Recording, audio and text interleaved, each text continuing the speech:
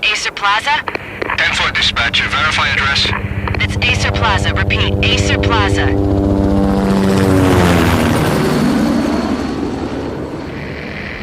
Shots fired on the rooftop. An assault in progress at Acer Plaza. Repeat, an assault in progress.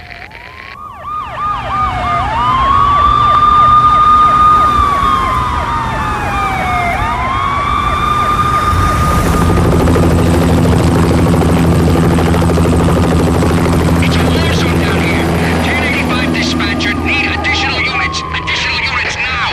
Officer in danger. Officer in danger.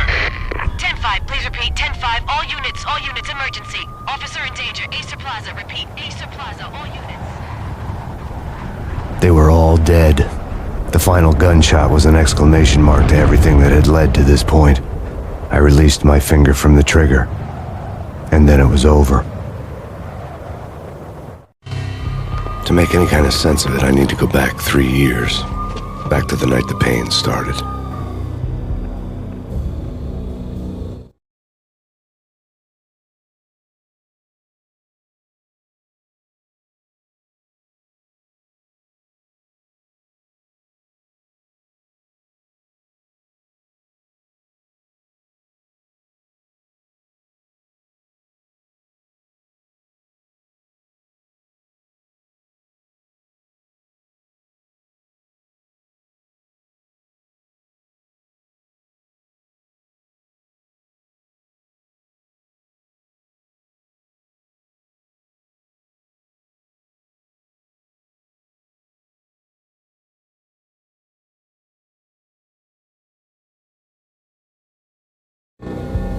I was still on the force back then. NYPD, Manhattan, Midtown North Precinct, Hell's Kitchen. So when are you coming to work for me, Detective Payne? You'd make me work undercover in some hellhole. Sorry, Alex. Michelle and the baby come first. See? My last smoke. It's bad for the baby. That's you, Max. A regular Boy Scout. See, Alex. Still on for poker Thursday night, right? Like taking candy from a baby. Life was good. The sun setting on a sweet summer's day, the smell of freshly mowed lawns, the sounds of children playing, a house across the river on the Jersey side, a beautiful wife and a baby girl. The American dream come true. Honey, I'm home. But dreams have a nasty habit of going bad when you're not looking. The sun went down with practiced bravado. Twilight crawled across the sky, laden with foreboding.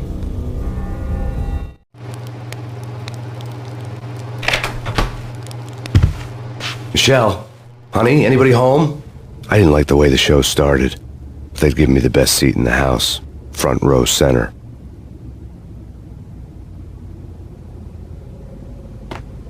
What the hell? Something ugly had been tattooed on the wall, a map of things to come. It was a poison syringe, a magic tag full of diabolical meanings.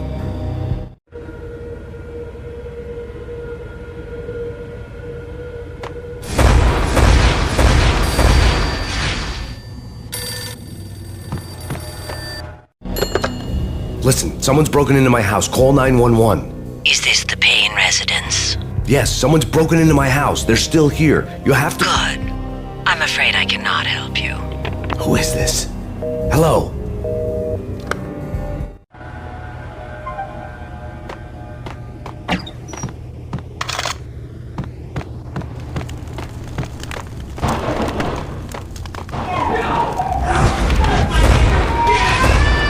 Michelle!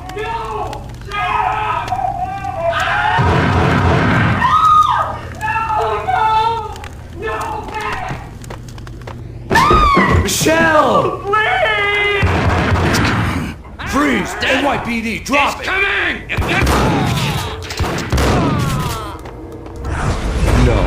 No, please, God, no. The flesh of fallen angels!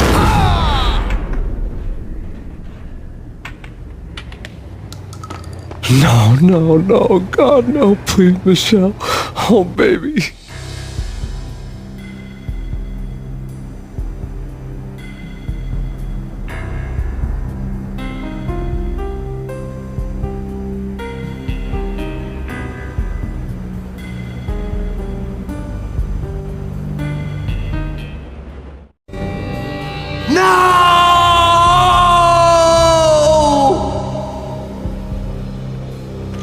That was 3 years ago. Everything ripped apart in a new... The killer junkies had been high on a previously unknown designer drug, Valkyr, V. After the funeral, I told Alex I'd be transferring to the DEA. It took us 3 long years to get a break in the Valkyr case.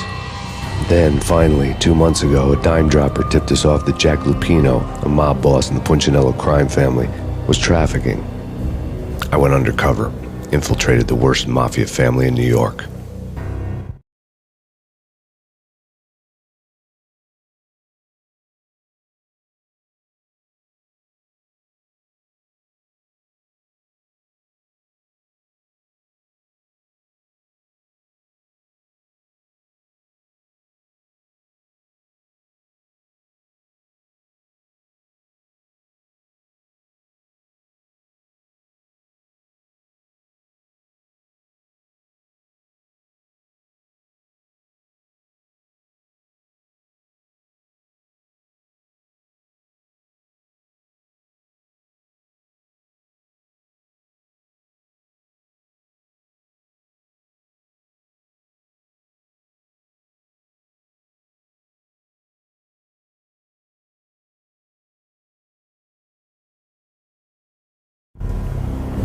I came in from the cold and the dark. Outside the city was a cruel monster. I've been slowly working my way from the small time to the big fish, trying to get to the source of the drug. Alex and BB were my only contacts in the DEA, the only ones in this decrepit city who knew I was down here. BB here. Something urgent has come up with Jack Lupino. You need to meet with Alex immediately at the Roscoe Street station. I hadn't had a face-to-face with Alex since I'd gone undercover. Outside, the mercury was falling fast. It was colder than the devil's heart, raining ice pitchforks as if the heavens were ready to fall. Everyone was running for shelter like there was no tomorrow. It didn't get any better when I got to the subway. The feeling hit me like a point-blank shot straight in the face. Something was not right about this. My Beretta stirred nervously under my coat, but the train doors had already shut behind me, and I was in for the ride. Next stop, Roscoe Street Station, and Alex.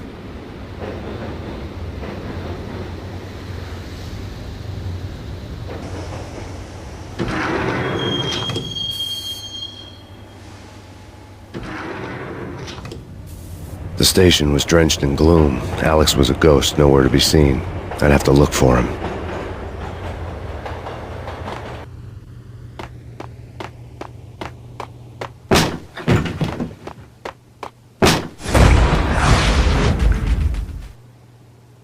Death was in the air at Roscoe Street. I'd have to find Alex fast.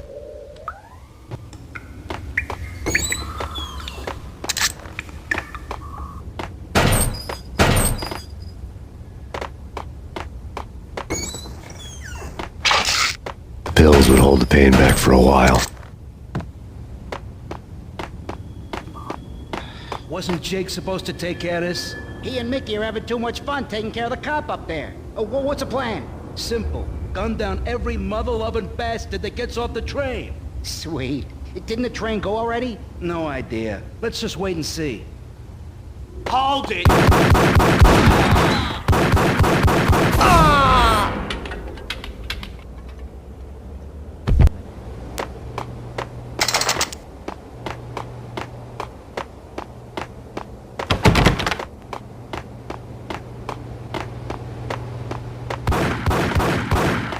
Yeah, he's dead all right. Hey,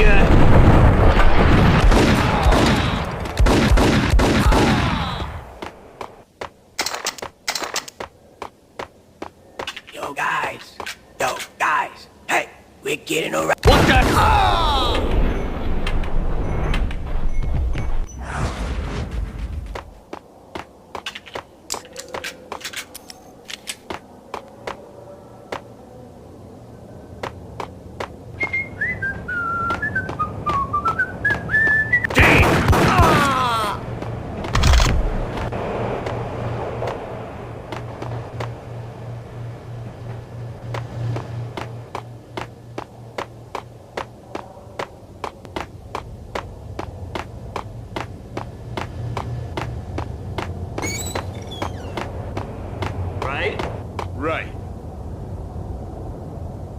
ya!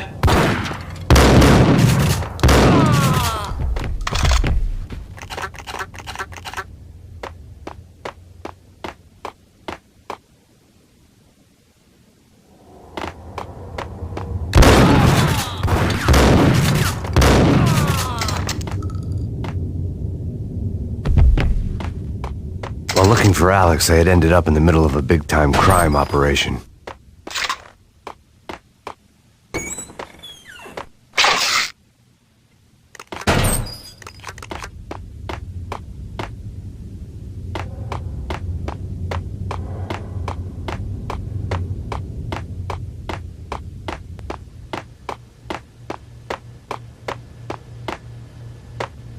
Kiss it goodbye.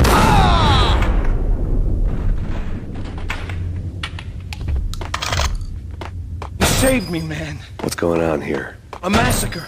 These armed thugs just appeared from nowhere. We need to get help. I can make the call from the control room 1 floor up. Can you take me there? Sure, sounds good. Follow me.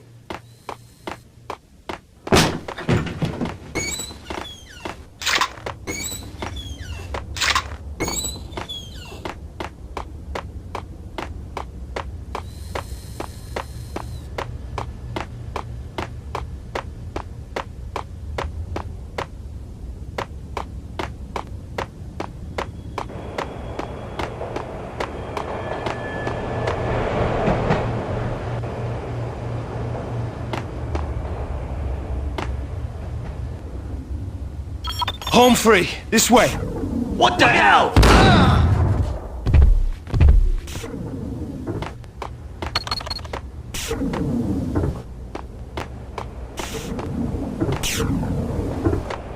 Whack the sucker!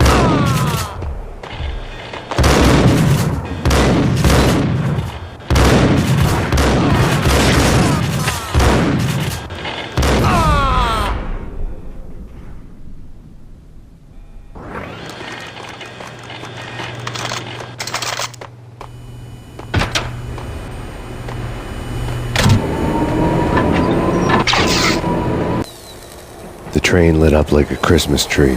Power was back on.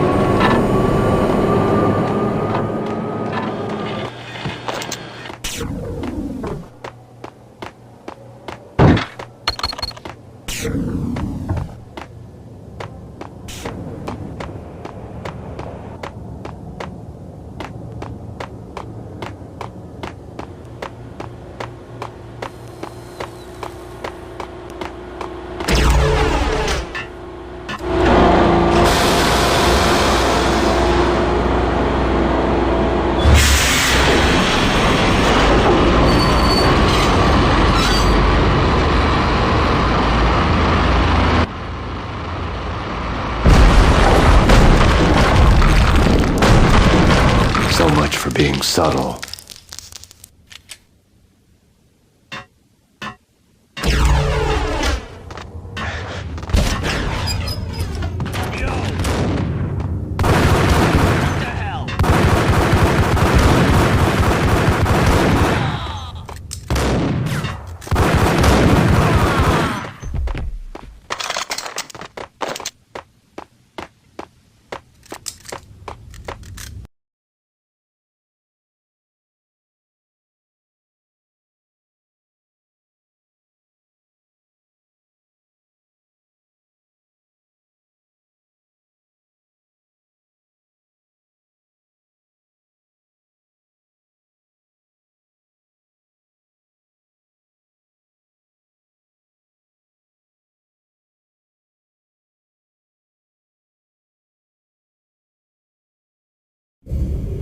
The rusty door led to an abandoned part of the station, closed off since the early 40s.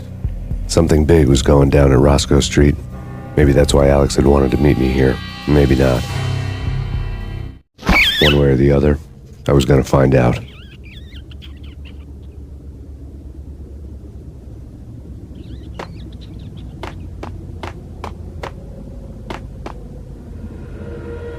That's Payne.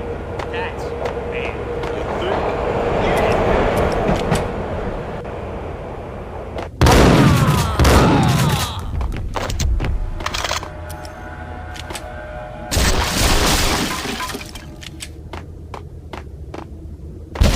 Hey!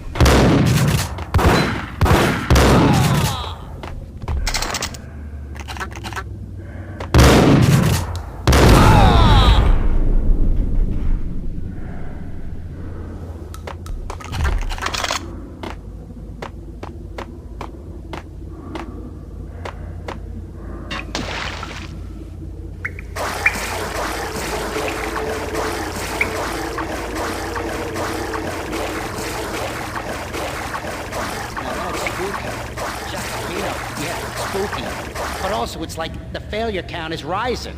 Yeah, I wouldn't joke about it if I was you. Yeah. The station's not secured. Someone decided to play hero upstairs. That's all we need.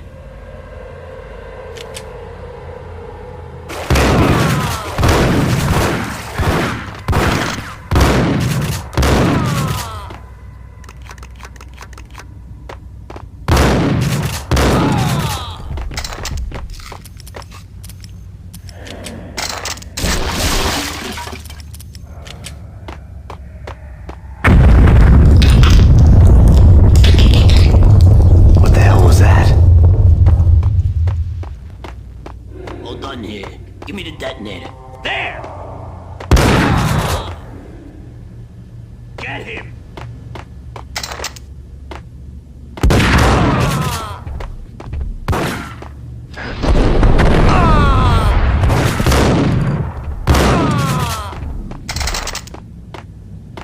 The door had been welded shut ages ago and the bomb was missing a detonator.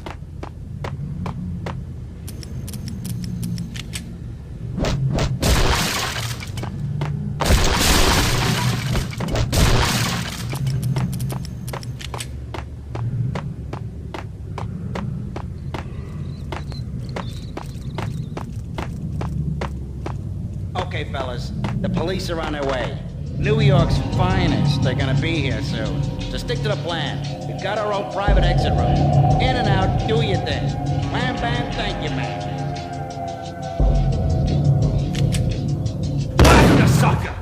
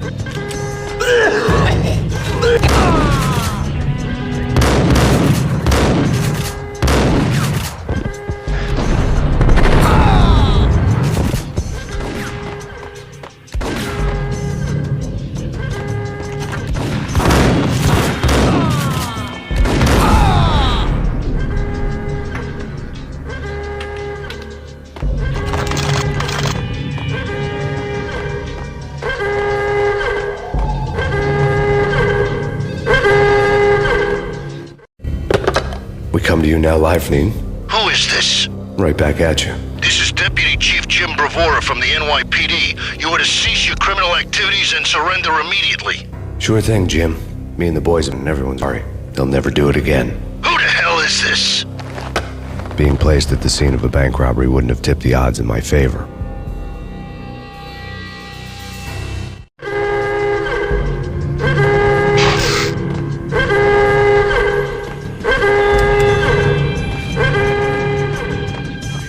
The bank robber's score lay on the table. The bank robbers had been after Acer Corporation bonds. The Acer success story had recently been on every channel and on the cover of every magazine.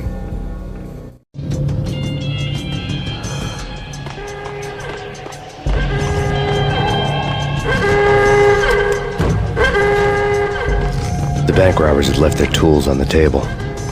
Judging by the detonators, the crooks had bought enough explosives to send Lady Liberty into orbit.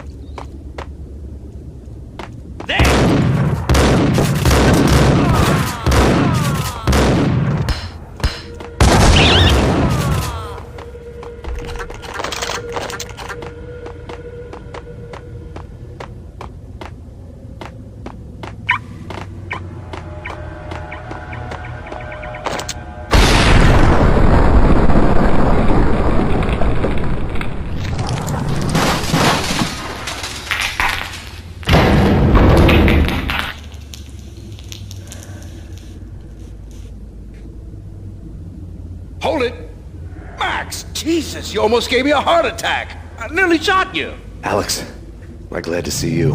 What the hell's going on? There are more corpses here than at the city morgue. It's an armed robbery, a tunnel job straight to the Roscoe Bank vault through the old station wall. Is this why? This is Lupino's gig? This is Lupino's doing? Lupino's men? Really? You sure know how to pick a place? Can you get through? No, it's locked. We gotta get out of here. If it's Lupino, it's... Alex? Alex!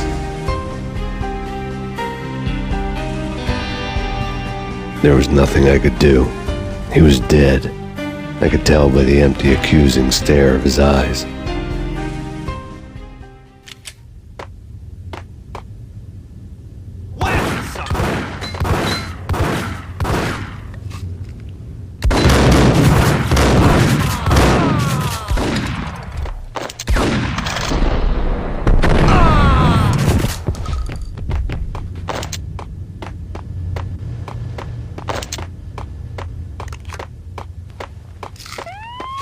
Let's get the hell out of here. We'll be fine.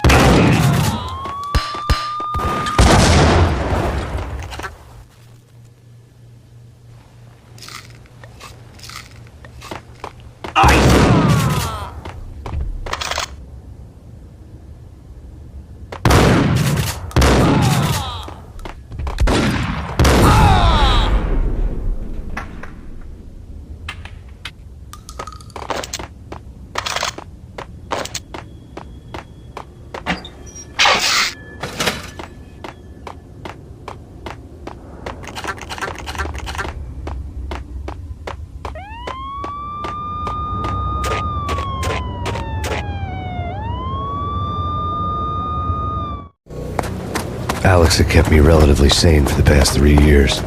Now I didn't know how I felt. Somehow he had stumbled upon something big and ended up stepping on Jack Lupino's toes.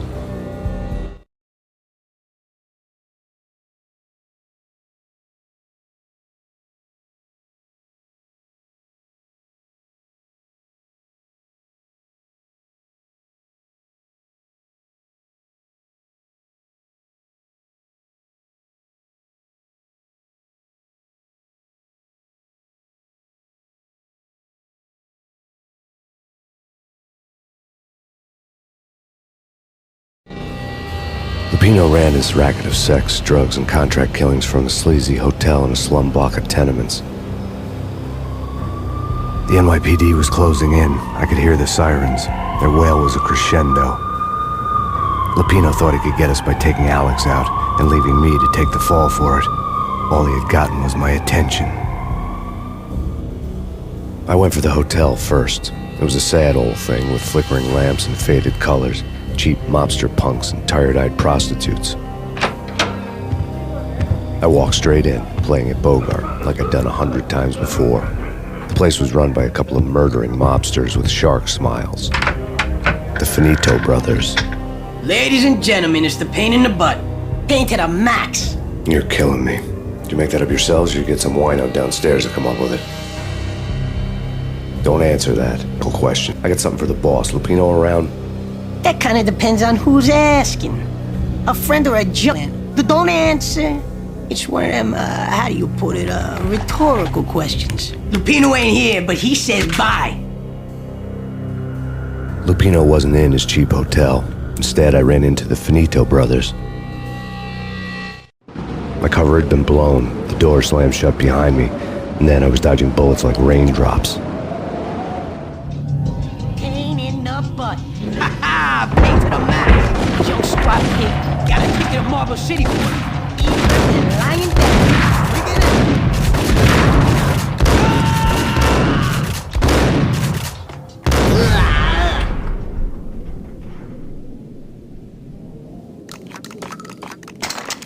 A letter on the desk caught my eye. I had met Lupino only once. The gangster ran all his rackets through his right-hand man, Vinny Gagniti. Gagniti was a high-strung whiner on the verge of breaking apart, like an overamped Energizer bunny. He had the brains to run the business, but he lacked the balls, always falling short, taking his frustration out on underage addicts and call girls. The V deal goes down at your hotel. Jack's exact words, quote, You're in one, unquote. Rico Muerte's coming to see it through. Anything goes wrong and everybody's gonna get dead. Goes double for you. Treat this guy real good. Anything he wants, you give him. Don't screw this up or you're finito, finitos. A V deal meant added security, locked doors, and lots of nervous thugs with itchy trigger fingers. I'd seen nothing coming in, but that didn't mean it hadn't been there. Rico Muerte was a regular Kaiser Soze, a spook story told to keep the apes in line.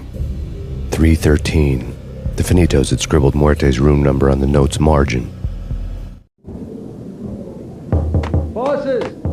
Everything all right? Bosses! Joey! Vigilio! You all right in there? They're not answering. Call the others. Tell them to come quick. Okay, but wait for them. We gotta go in now. Bosses! We're coming in! It's Payne!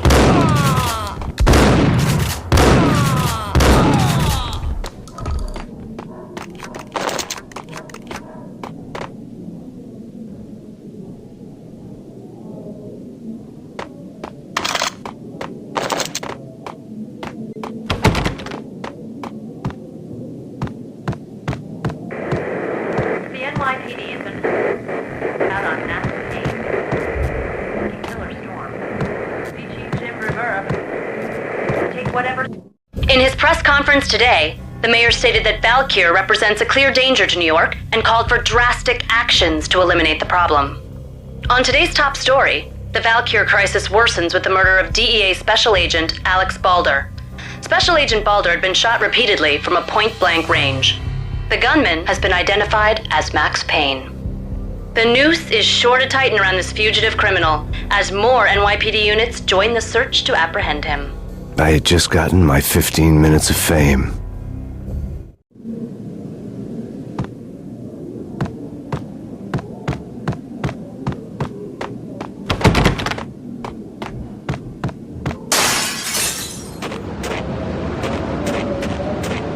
Something's wrong with the bosses. Payne's there and they're not answering. Let's go already. Payne's gonna pay in spades. What the hell?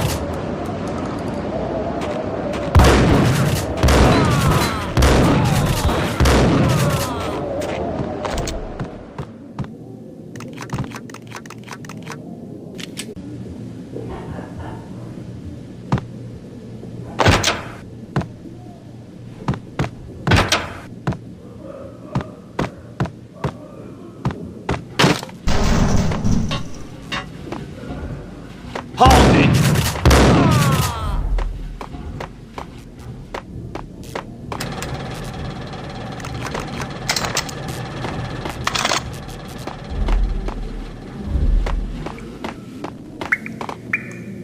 Previously on Lords and Ladies. Lady Amelia, Marquis Valentine asks for an audience. Thank you, Lawrence. My lady. My lord. And now, an all-new episode of Lords and Ladies, brought to you in part by Acer Corporation.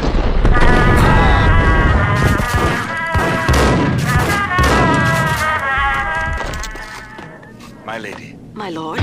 My lady, there is a... V-head junkies could go off without a warning. I had to be careful. There is? Indeed, my lady, there is indeed. From the very first moment we met, upon that distant forest path, there has been sunlight. There he is! Leaves blazing like the colors of your hair. Oh, my lord, you should not speak so. But my lady, I must. My lord, no. I forbid you. This cannot be. This must I... Why, my... My lord, it is... Do not let me speak. I must know. I would rather die than not know. Yes, my lord, we should both be dead, for this shame is too great for the living. My lord, I am... My lord, I am your long-lost sister.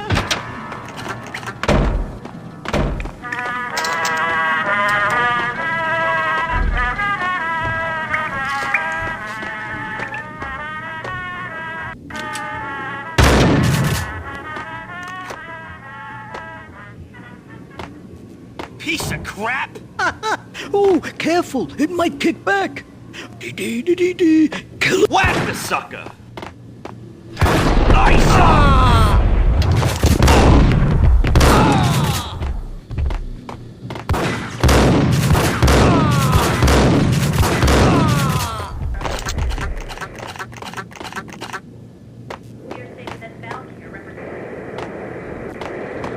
The NYPD has been out on massive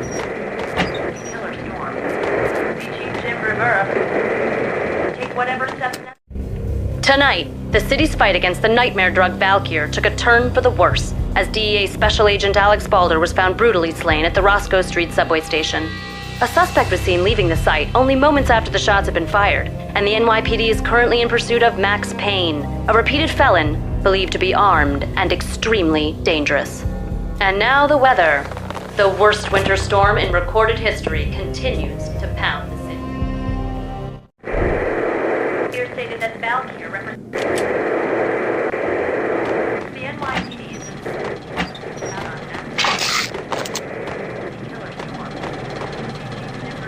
that. This party had been dead for a while. I couldn't say I was sorry I'd missed the show.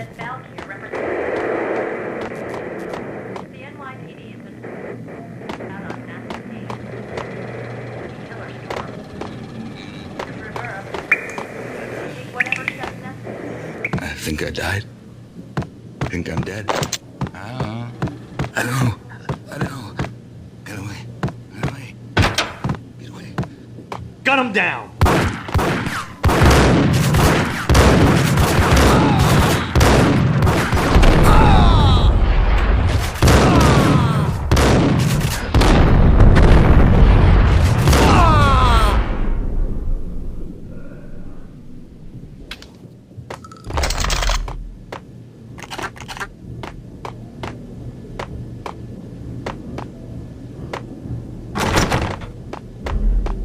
I'd found Muerte's room.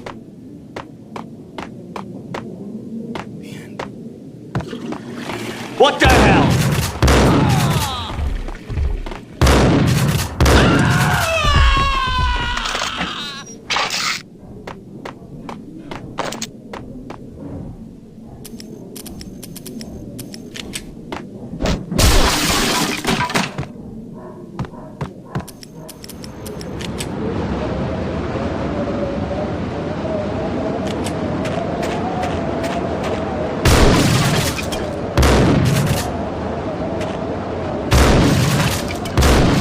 I didn't want to know what had happened here. It was not a pretty sight.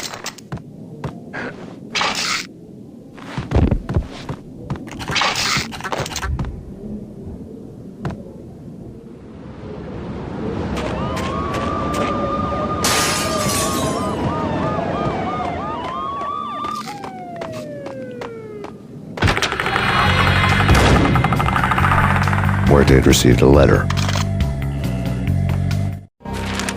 Our investigation had turned up nothing to link Angelo Punchinello, the head of the Punchinello family, to Valkyr. All tracks had ended with Jack Lupino. The letter in Muerte's room was signed by the Don himself. It was the first hint that the Kingpin knew what was brewing inside his syndicate. The trouble you got into after the Chicago screw-up. The Punchinello family bailed you out. You have been waiting for a chance to pay us back. One of our trusted boys has a monkey the size of King Kong on his back. We need your special skills for backup on a major deal. Collecting evidence had gotten old a few hundred bullets back. I was already so far past the point of no return I couldn't even remember what it looked like when I had passed it.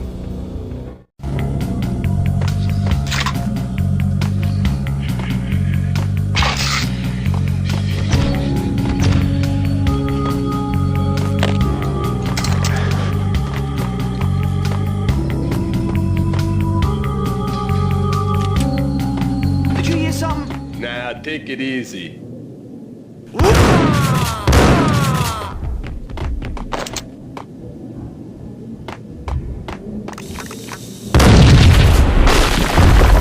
What the? Told you. God damn! I thought it was a bomb for sure. Nah, the Russian wouldn't dare. This has been waiting to happen. Payne!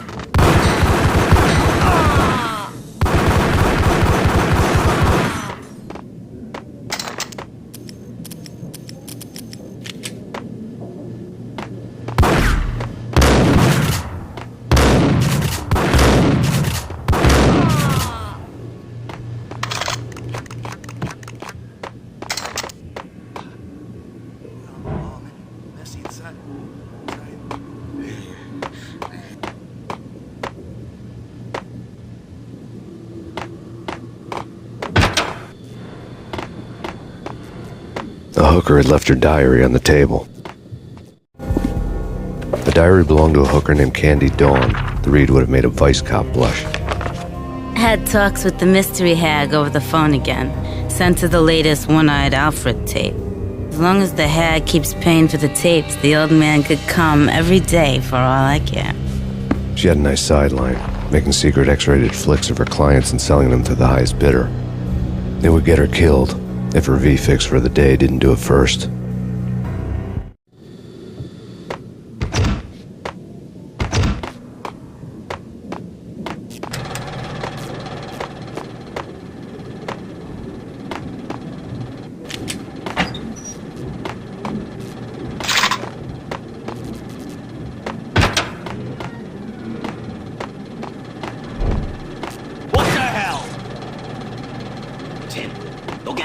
No, wait, you go get him.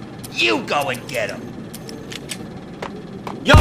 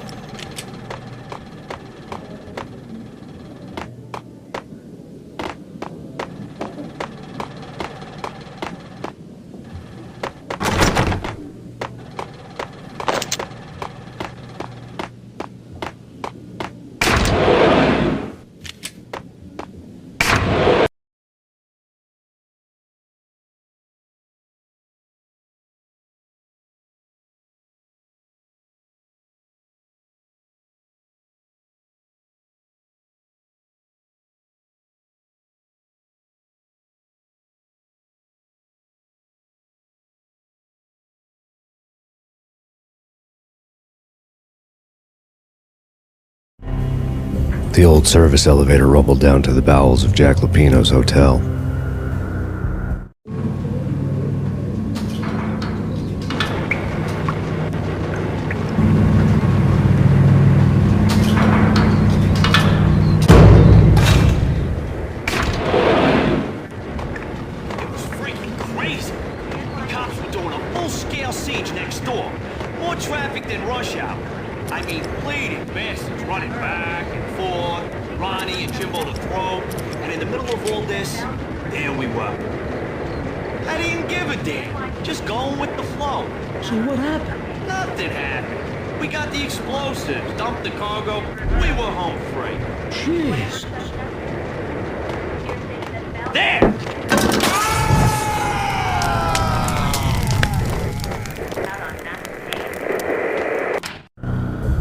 A winter storm warning is in effect in the whole tri-state area, as both freezing rain and heavy snowfall continue.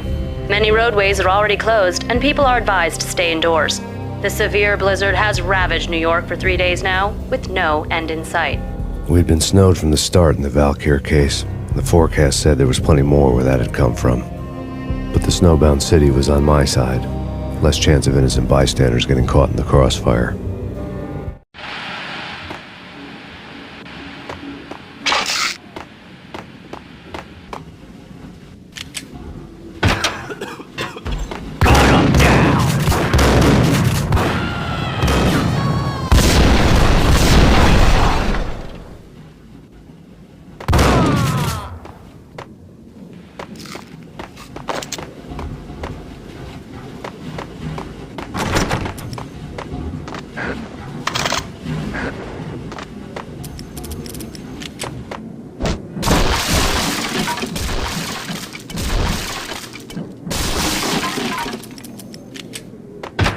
What the hell? Exhibit number 1, a newspaper. A dead man tied to a chair lay on the boiler room floor. Captain Baseball Bat Boy has an unbeatable track record in superhero death matches. But a 6-pack of root beer gets me every time. The murder weapon was a baseball bat, now lying in a pool of drying blood next to a newspaper folded open on a Captain Baseball Bat Boy comic strip.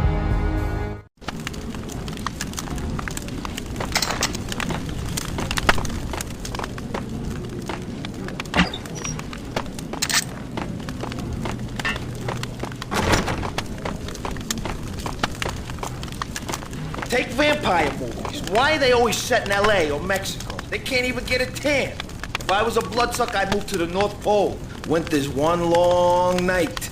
Yeah, and what would you eat? Suck blood from penguins? Nah, Eskimos, man, Eskimos.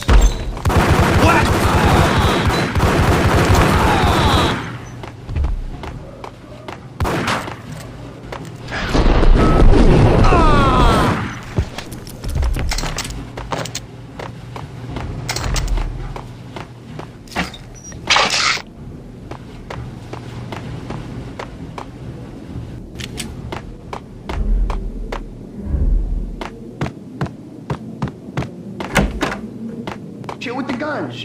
Trust me, you don't want to piss Muerte off. Gentlemen, let's do business. Green for green. Cheers at green-eyed angels. Amen.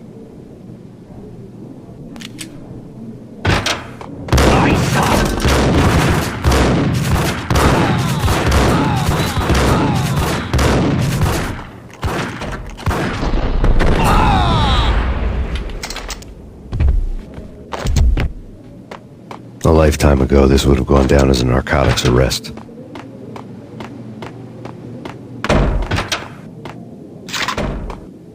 There was a key on the table. It was dirty money. The transparent cylinders glowed green, full of Valkyr.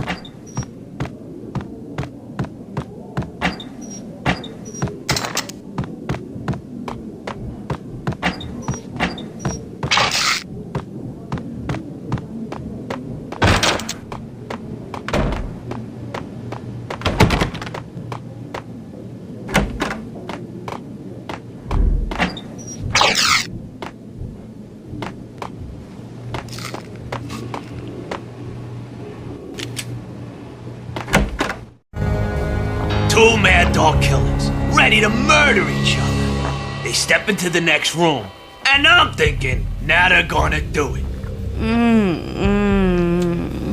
But no. They sit down in front of a TV and solve their differences with the Kung Fu fighting video game. I tell you, Candy, I was so depressed, I strangled them both with the video game cables. Oh, Rico, you're so bad. I am, ain't I? Rico Muerte, big-time hustler. Who the hell? It's that cop.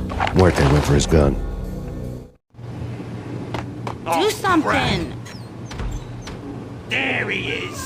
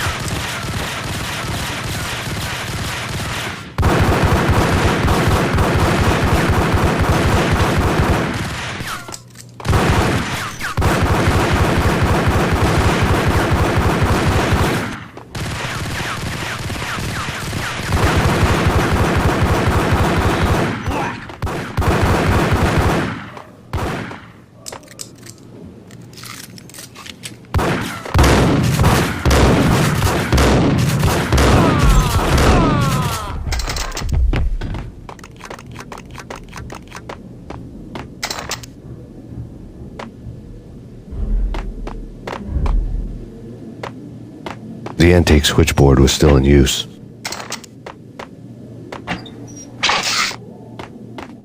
There was an old telephone switchboard in the back room of the reception area, the kind that made phone tapping child's play. It wasn't hard to picture a fat pimp sweating with headphones on, listening to his hookers talk dirty and fake orgasms over a web of party lines. the blood veins of New York. Right now, there was a different set of moans and groans going on. Boss, Cornelia, it's Max Payne. He came, started capping us. He killed her. Are you freaking kidding me? He's just one lousy cop. You better be freaking kidding me. Whack him. What's the freaking problem? Hello? Answer me. Hello? The word was out. A deadly virus released into the city's corrupt circulatory system. Something wicked this way comes. Max Payne at large.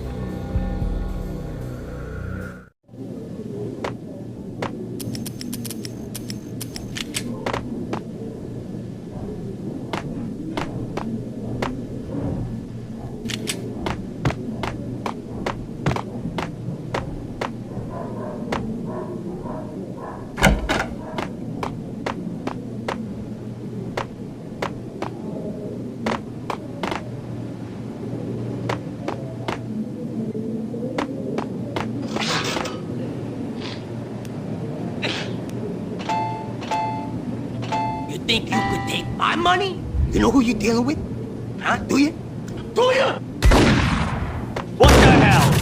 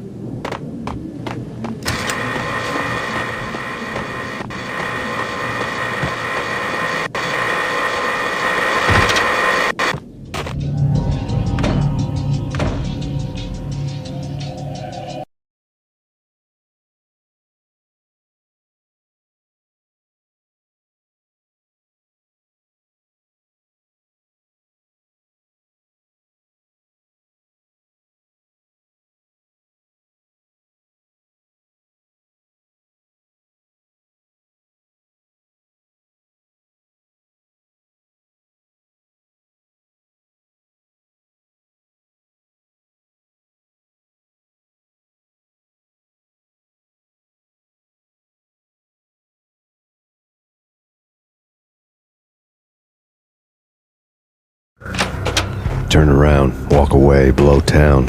That would have been the smart thing to do. Guess I wasn't that smart. Lupino's tenement buildings were a seedy hangout for all kinds of sleaze. A liquor store, a pawn shop, a laundromat full of mobster bookies and loan sharks. The list went on. The how and why of it was a mystery to me, but they knew I was a cop. They knew I was coming, and they were going to get real trigger-happy about it. I got to see Lupino's hangout all lit up. A bomb went off, turning snow into liquid gold. A pillar of fun remains of a car straight up into the air. The flames were highlighted on the hood of a black Mercedes-Benz as it coasted down the street real slow. Ivor didn't have a worry in the world. I got a good look at the man riding shotgun. It was Vladimir, the head of the local Russian mob, the fly in Don Punchinello's soup. The ringing in my ears was the sound of a mob war being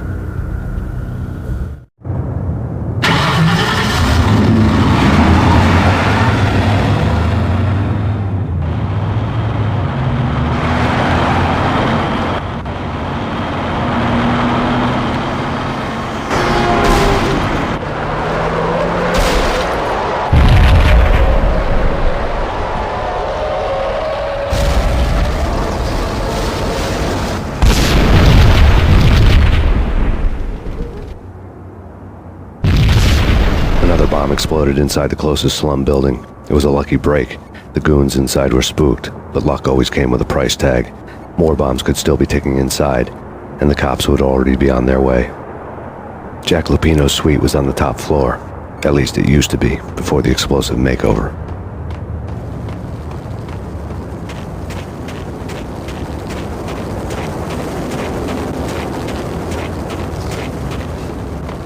The headlines were a depressing read. The headlines were screaming bloody murder. The storm was a screaming duet with the approaching prowl car sirens. It was all a scream when you were down for the count and wanted for murder.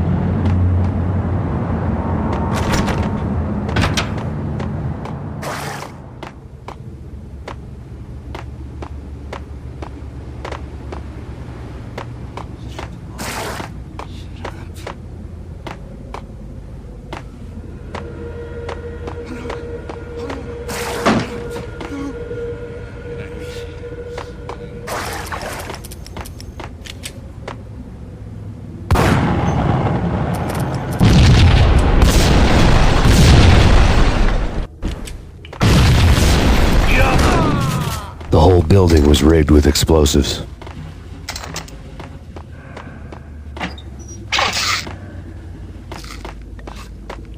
It's coming. It's coming.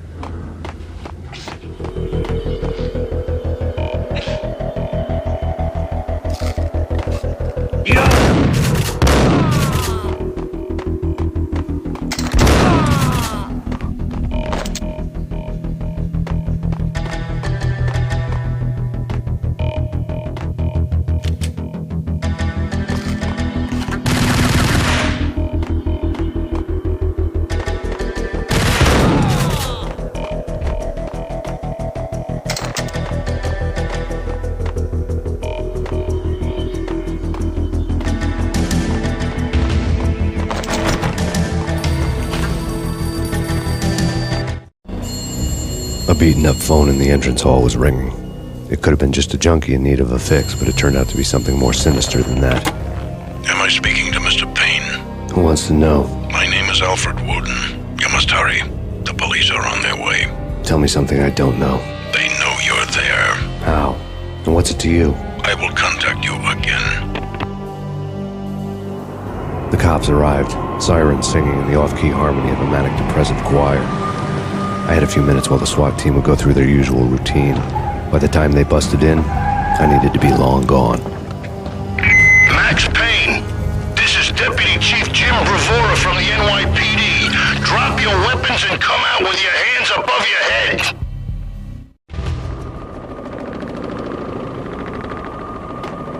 That's big. That's big. You think? Yeah. There!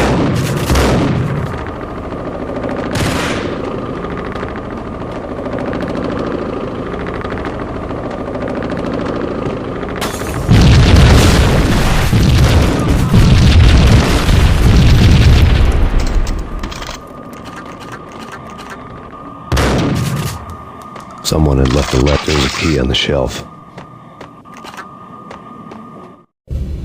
Suddenly it all made sense. The bombs, the Russian mob boss making an appearance in person.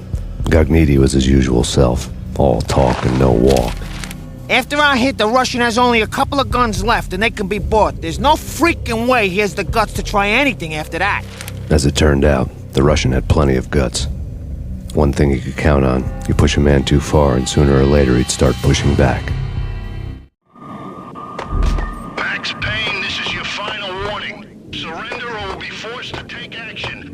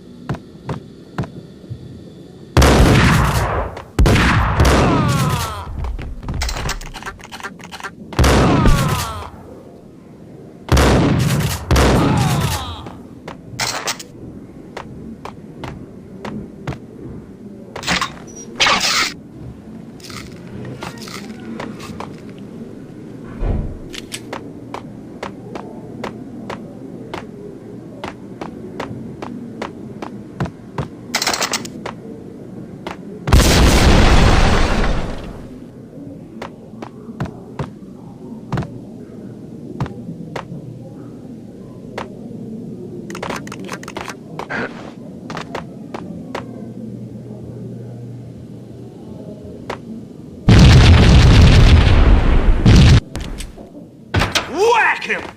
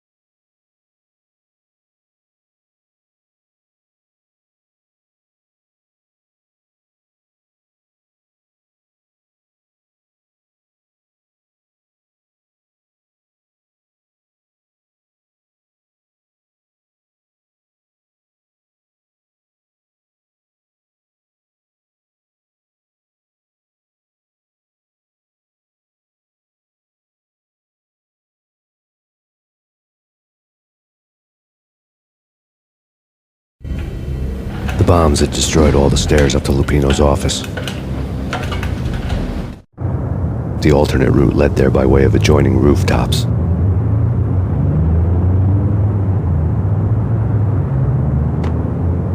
It's never been this cold. Never ever. It's like the sky's falling. Yes, sir. It's the end of the world as we know it. And I don't feel fine. I don't feel anything. Not a thing. I'm freezing my butt off.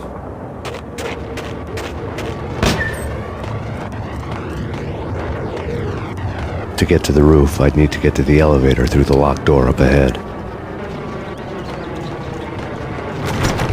Pizza delivery. Never seen you before. Buzz off, Joker.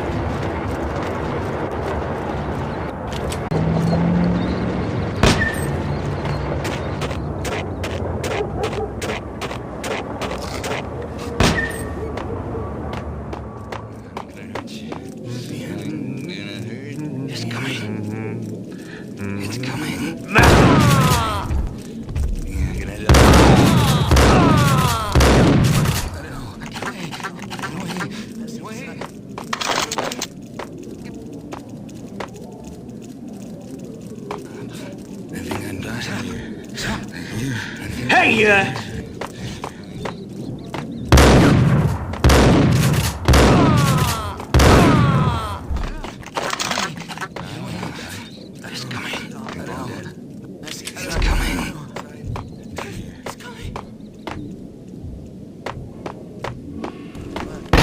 No, don't shoot. I ain't. You know the clowns at the laundry? Me? No. You're no good to me then. What? No, the laundry, yeah. I know him, yeah. Get me in there. Okay.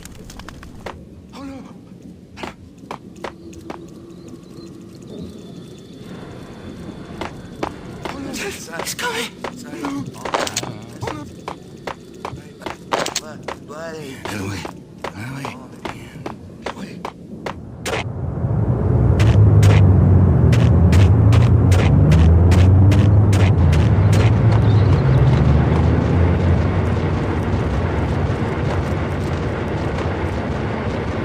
It's me. Open up. Let me in, quick. Not so fast. The password. John who? Come on. Okay, John, whoa. All right. Come right in. It's a trap! It's Payne!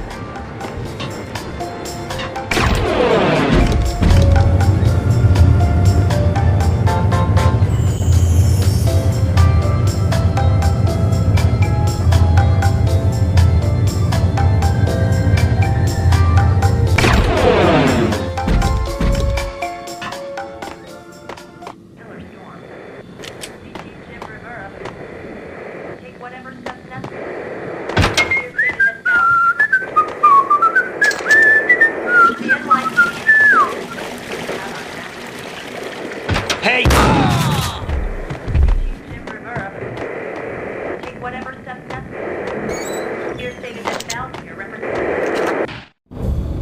New York City is in crisis tonight, with reports of Valkyr-related gang war in the streets of the Bronx.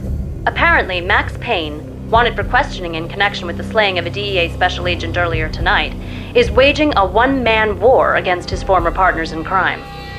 Among the list of casualties so far are notorious mafia members Joey and Virgilio Finito, as well as Rico Muerte, himself a fugitive from the law, and a suspect for several murders in the Chicago area. The NYPD has been placed on full alert. A citywide APB has been put out on Max Payne. Deputy Chief Jim Bravura has promised to take whatever steps necessary to bring him to justice. What those steps may be remains to be seen. For NYCNN TV News, this is Kira Silver.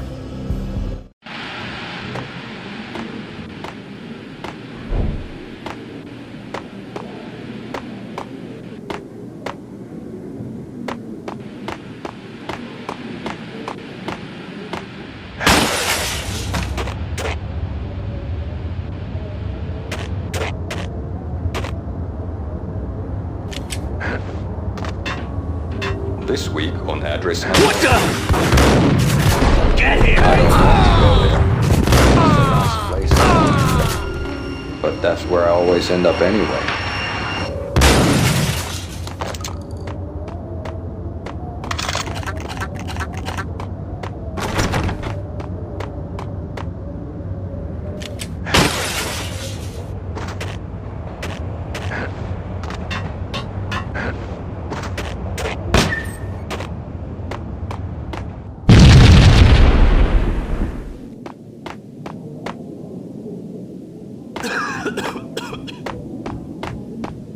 Red, blue, or green? It's always red or blue in the movies. So, green? No, not the green.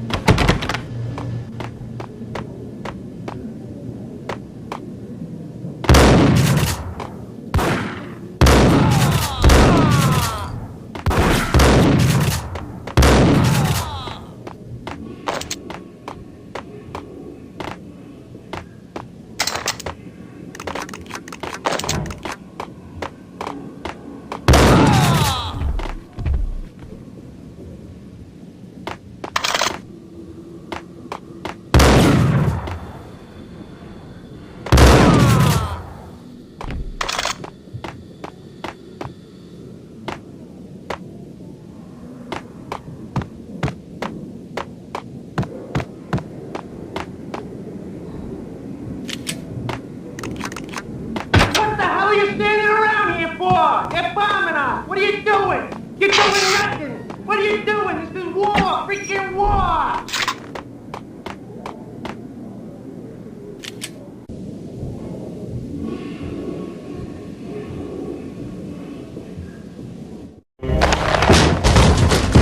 Vinny Gognitti, just the man I've been killing to see. Payne? Freaking fat! I knew from day one there was something screwy about you. What do you think you're doing? You're a freaking cop. You ain't got squat on us. You can't just come in here waving your piece like it meant something. Yeah! Oh my God! Oh God, you shot me! Ah! You're dead, Payne! What the hell are you waiting for, you apes? Kill him! Kill him! With pleasure, boss. Gognitti bailed. I made like Chow Yun Fat.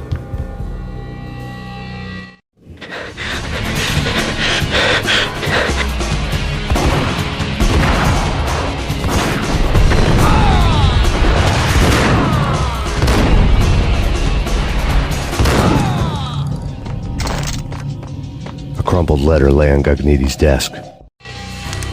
The letter was addressed to Don Punchinello, but Vinny had never had the nerve to finish it.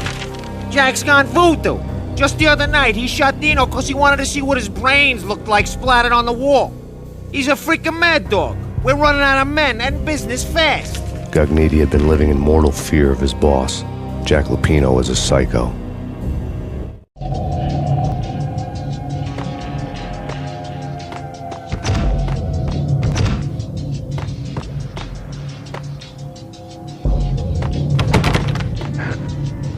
Vinny Gognitti was running scared. He could run, but with a bullet in his stomach like a broken bottle of Tabasco, he was quickly running out of time. He knew where his boss was, and I wanted to square things up with Jack Lupino. Gognitti would be moving fast. I don't know about angels, but it's fear that gives men wings.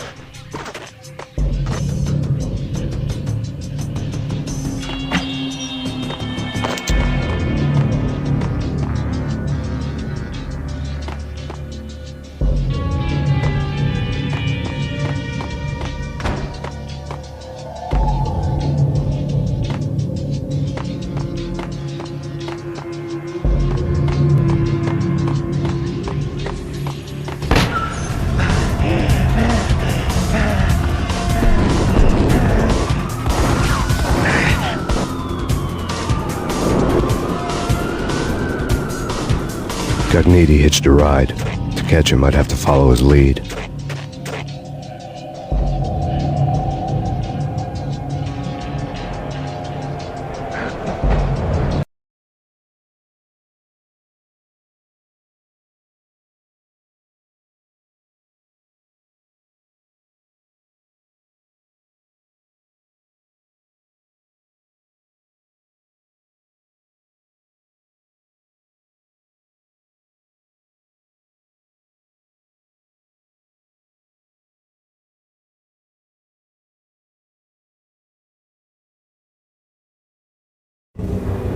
This was my second train ride of the night. The way it started didn't promise anything better than the last one. Freezing wind tearing at my face like sandpaper and razors, ice hard and slick under my hands and feet. And somewhere in the background, the wail of sirens, the city howling after me. New York sped by in fast forward. Dark rooftop water towers and a dead forest of antennas and chimneys, all a blur. When the train he was riding slowed down, Gognitti made his move.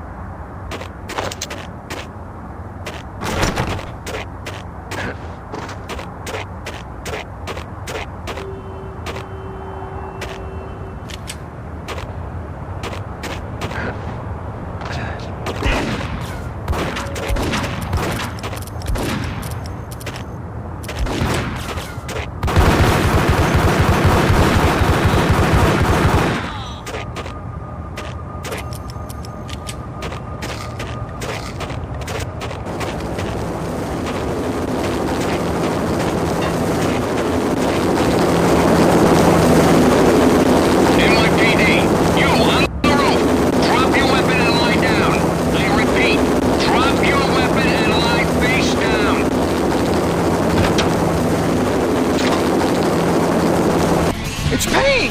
He's coming down the stairs! Shoot the bastard! Okay, boss, you got it. No problem.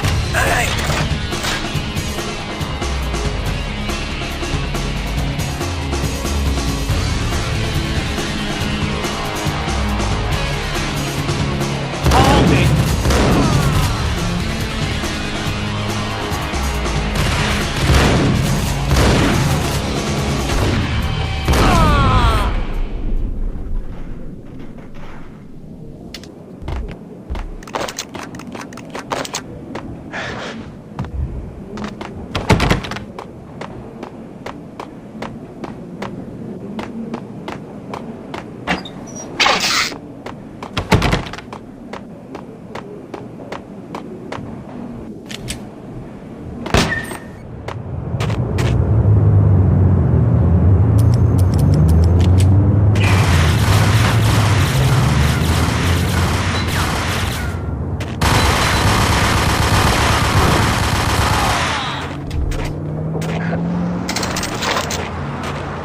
Hold it!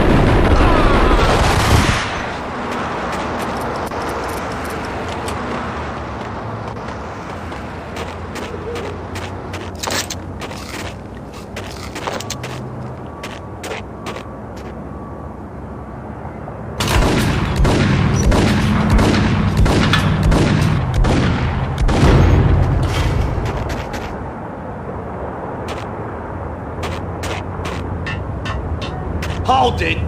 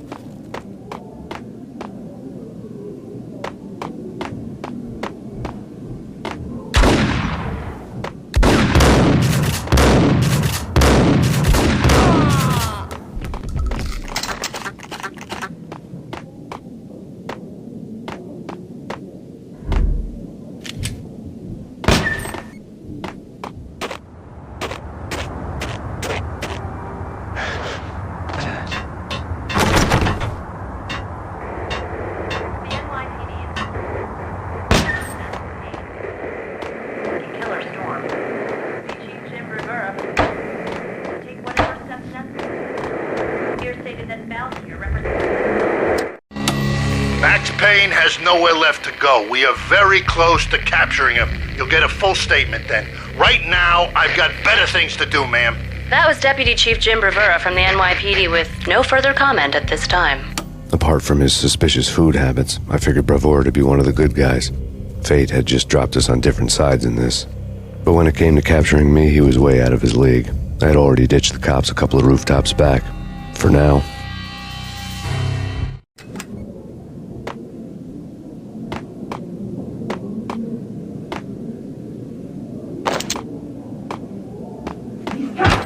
I can hear him. Ready? Keep your guns pointed at the door. Okay, this is it. Any moment now, Payne's gonna bust through that door with murder in his eye. It's either him or us. I, for one, am gonna pump the SOB so full of lead, they'll need a forklift to carry the coffin into the grave.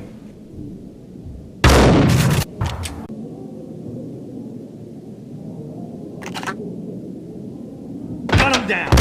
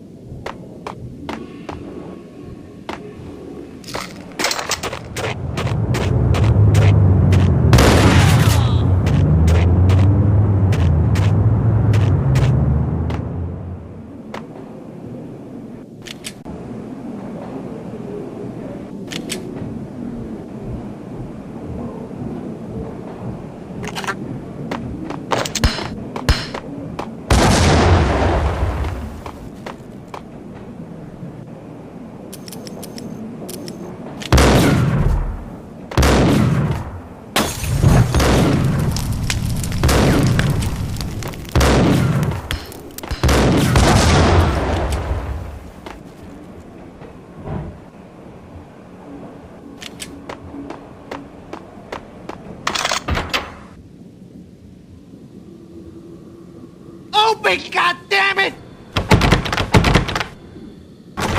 Payne! I'll kill you, you lousy freaking cop!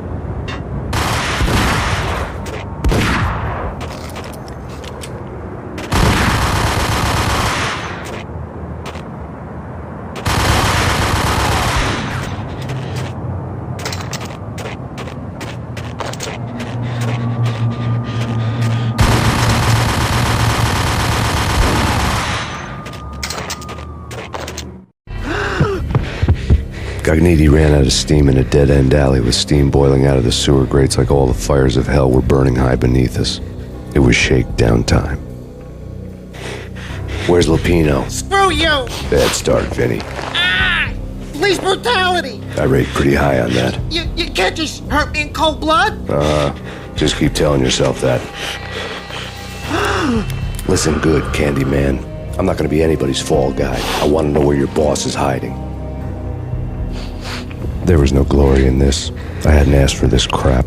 Trouble had come to me in big dark swarms. The good and the just were like gold dust in the city. I had no illusions. I was not one of them. I was no hero. Just me and the gun and the crook. My options had decreased to a singular course. I'll tell you, just don't hurt me no more. Lupino's at Ragnarok, the nightclub. Book me, take me, hold me to the freaking jail, just don't hurt me. Your rights will be read at your funeral.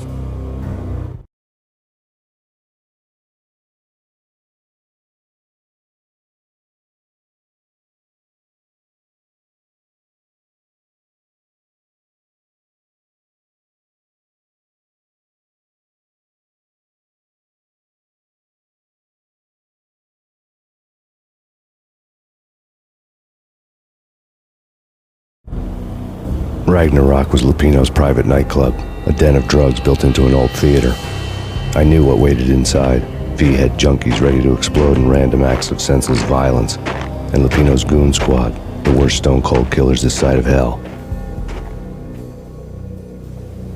Ragnarok was as inviting as a headache, flickering and flashing to a machine gun beat. The belly of the nightclub was a gothic theme park that began with bondage games and led to the nasty stuff from there. As subtle with its dark message as a cop killer bullet through the heart. Like father, like son. Just like Jack Lupino.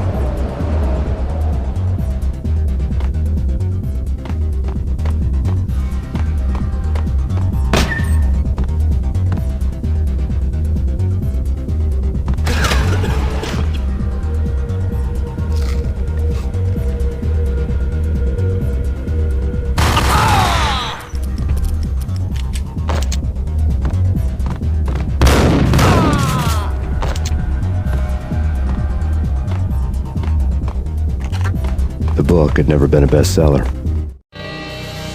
Given the setting, I was surprised to find that somebody had been passing time reading. The paperback was entitled The Age of Murder and Storm. The blurb on the back mentioned Norse mythos and Ragnarok, the end of a Viking world with a terrible winter that covered the earth in ice, when vile crimes were rampant and all humanity lost. I could see how somebody impressionable might get it into their head that we were at the end of time. I was also beginning to see what the nightclub and its owner were all about.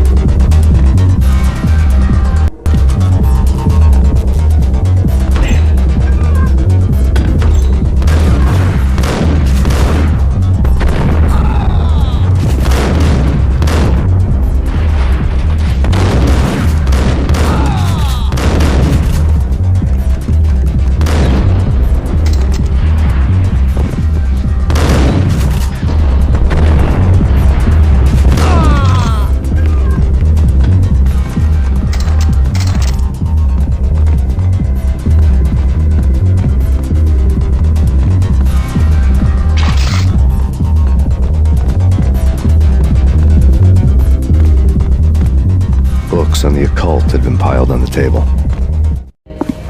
The room was stacked with light reading, such as Necronomicon, Witchcraft, and Paradise Lost. Old exotic titles like Malleus Maleficarum and De Umbrarum Reini Novum Portus. Books with pentagrams on their covers, all dealing with the occult and the infernal, lying between stacks of horror videos and a couple of Ouija boards. The only thing I could take seriously was the thought of Lupino taking it seriously. He had been spending a lot of time getting intimate with the guy downstairs.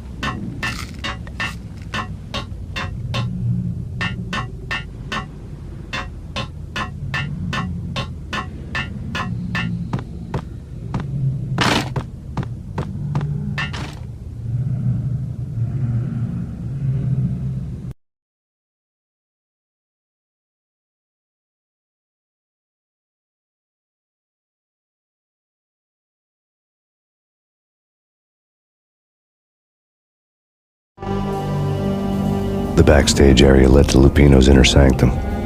The hot air inside was like an invisible wall, thick with incense and something else, a sickly sweet smell that made you gag. This was the rotten core of the Big Apple. Lupino lurked somewhere ahead, like a spider at the center of his web, waiting. The vapors in the air started to make my head swim. Torn pieces of a letter lay scattered on the sofa. Punchinello had threatened Lupino in writing. The note had been torn to pieces, bloody fingerprints all over them. Don't want you to think that one of my boys is not playing with a full deck. Shape up, Jack. We are running a business here. I'd hate to send the trio to strong-arm you. The trio were the Don's notorious henchmen. It was obvious that Lupino hadn't been intimidated by the threat.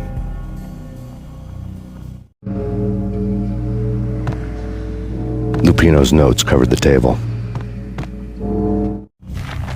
Jack Lupino was crazy, all right. The table was scattered with notes of demented arcane nonsense written in rusty blood, a mishmash list of demons, devils, and dark gods evoked. Beelzebub, Asmodeus, Baphomet, Lucifer, Loki, Cthulhu, Lilith, Hela, blood given to you all. He was after that old Faustian deal, your soul for power and fortune. Just sign on the dotted line with your blood.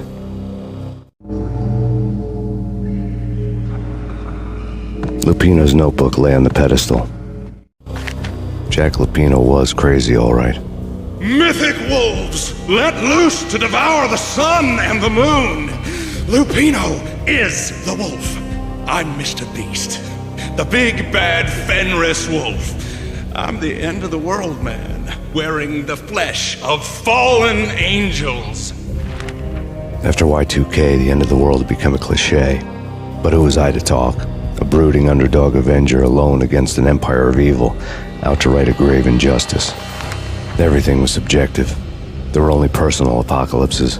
Nothing is a cliché when it's happening to you.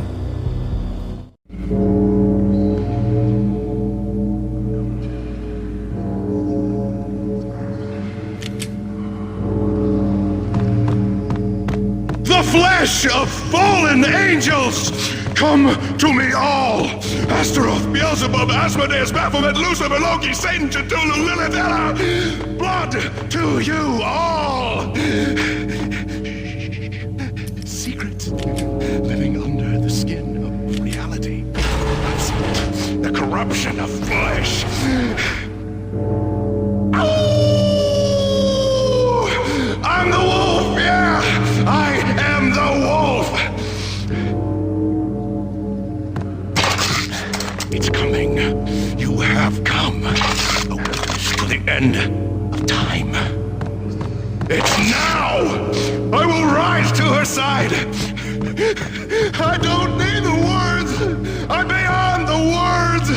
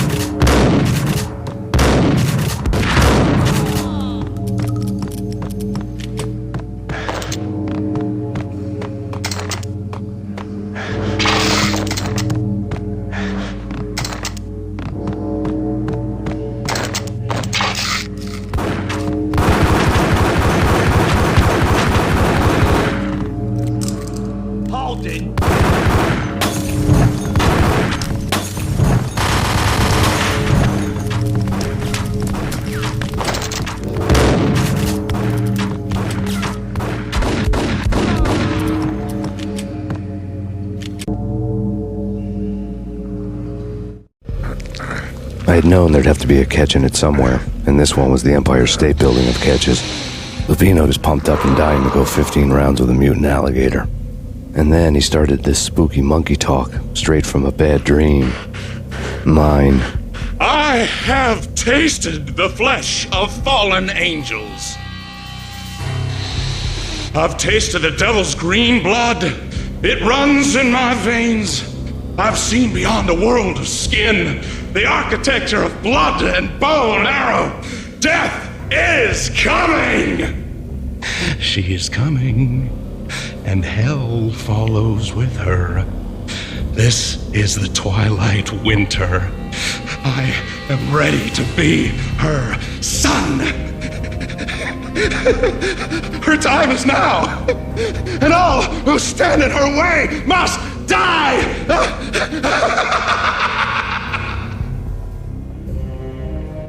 Die! You'll die! You'll die! Now! All die!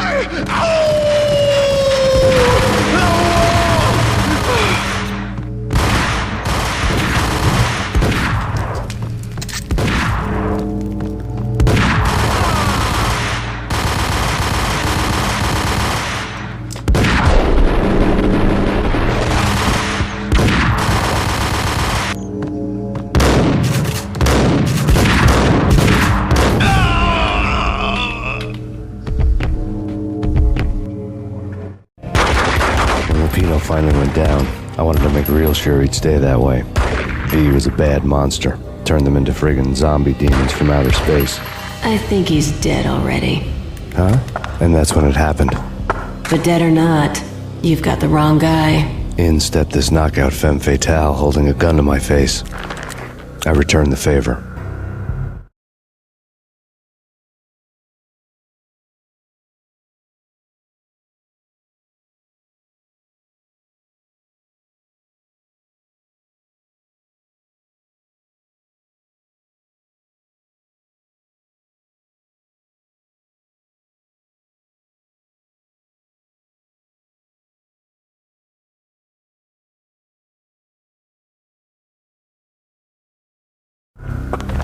Lisa Punchinello. Lisa Punchinello was the Don's wife. Mona Sachs. Lisa's evil twin. Your safety's off, evil twin. You might hurt someone with that gun of yours. Lisa's the damsel in distress. I'm the professional. I'd blow you away without batting an eye. Sure, and you can check out my credentials splattered all over this joint. Jack couldn't have framed you. Not the state he was in. We're after the same slime bag.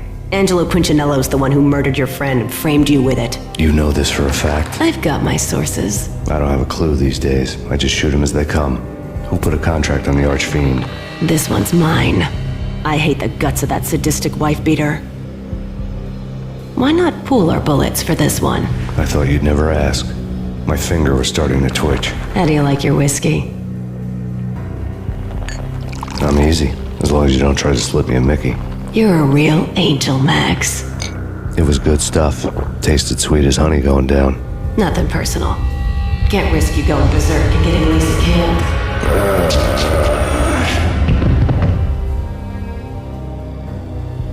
The nightmare was always the same. Violent shapes moving in darkness, old and ugly. The killer's mad laughter was a riddle filled with wicked innuendo.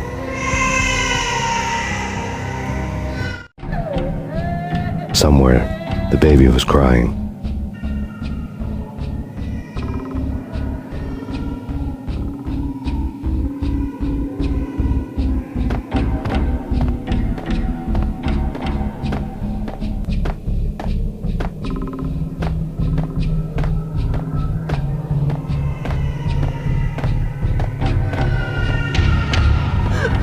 Max, no, please, Max. Why? I didn't mean to. I'm sorry.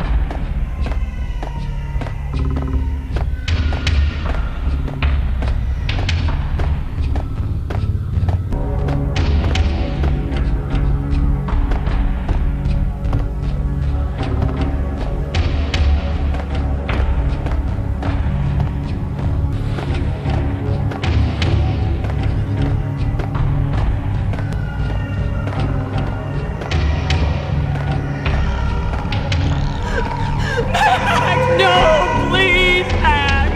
Why? I didn't mean to. I'm sorry.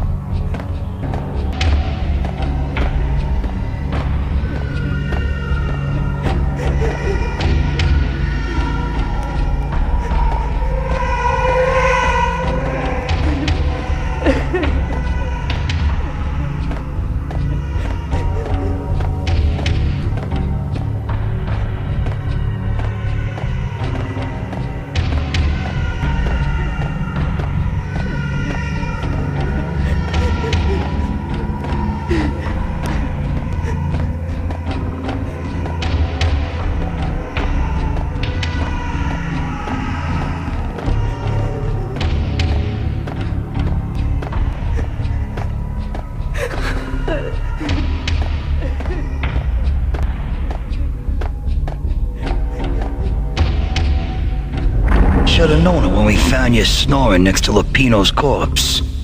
A comedian, huh? The pictures were filled with good old times. Alex and I had a few moments of glory between us. Crime-fighting comrades, the best in NYPD DEA collaborative team. Good-hearted macho bullshit like that. I would have given anything to have him here as my backup. No such luck. No luck at all.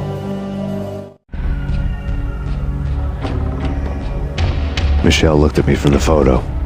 The Payne family. Happiness captured in a Polaroid moment. I had thought it would last forever, till death do us part. I didn't want to think about it. As long as I didn't, it could never happen. But I had broken my own rule. The thought had already slipped in. Fear was rusty needles poking at my brain. Cold and scaly, it slithered down my chest.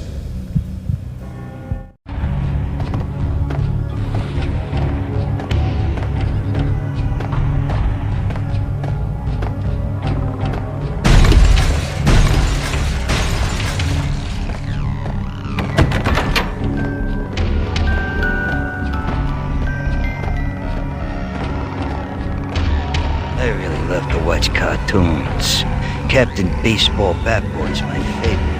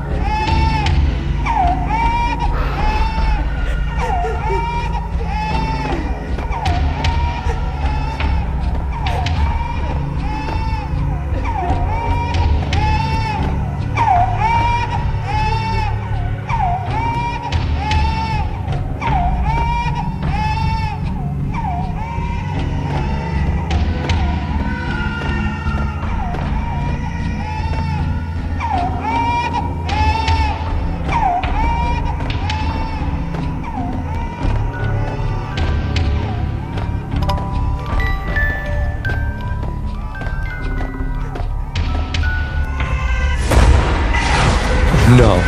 No, no, please, God, no.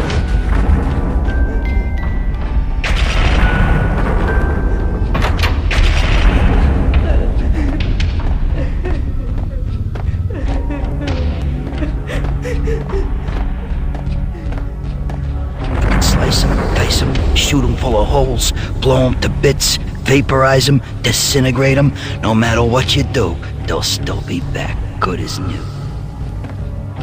Michelle's diary lay on the table. Michelle was working part-time in the district attorney's office. Her diary was open on today's entry, her handwriting all pretty curves. An army dossier found its way to my desk yesterday. Valhalla? Isn't that a Norse myth? Something about Vikings? I tried to tell Max about it, but he was busy, that cute frown on his brow. Guess it's nothing, just a mix-up at the courier service. From now on, I would always find time for her. It was a hollow promise. Too little, too late.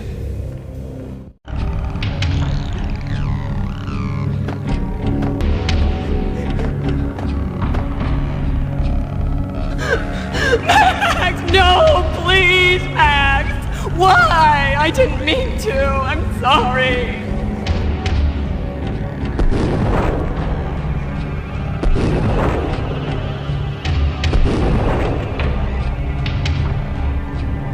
Murderer! You killed her! Nothing like that ever happens in the real world.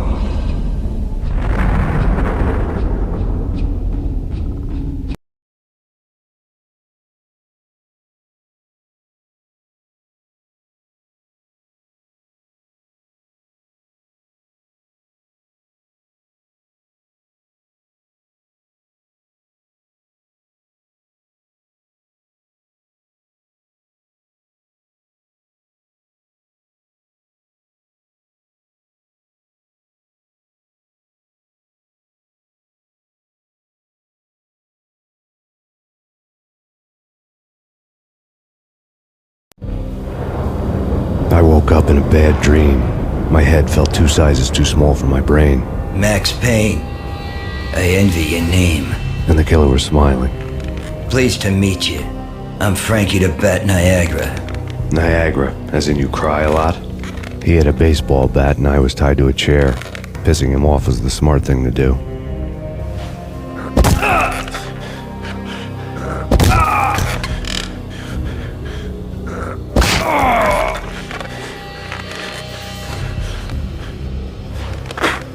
Nothing wrong with a little laugh now and then.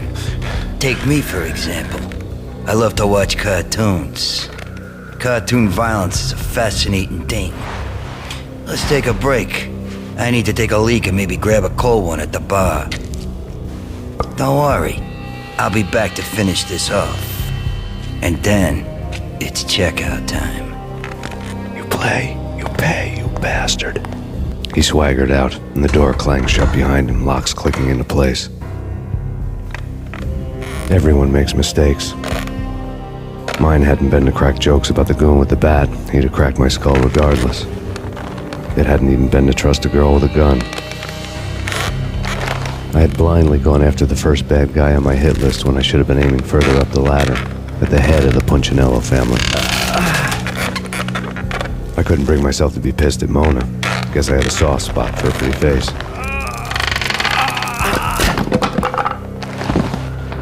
But when somebody decides to play baseball with your head, you tend to get sore. They had dragged me back to the basement of Lupino's hotel. I was beaten, bruised, and blue. I felt like the chair I had broken to get free.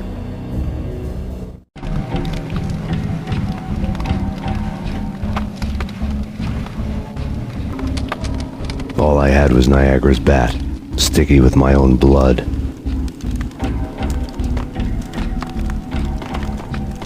Without a gun, I'd be no match for Frankie's men.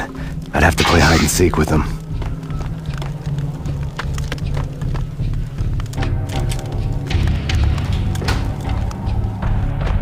It's Frankie's turf. We'll take care of it. Really having a go at us. It's Frankie's turf.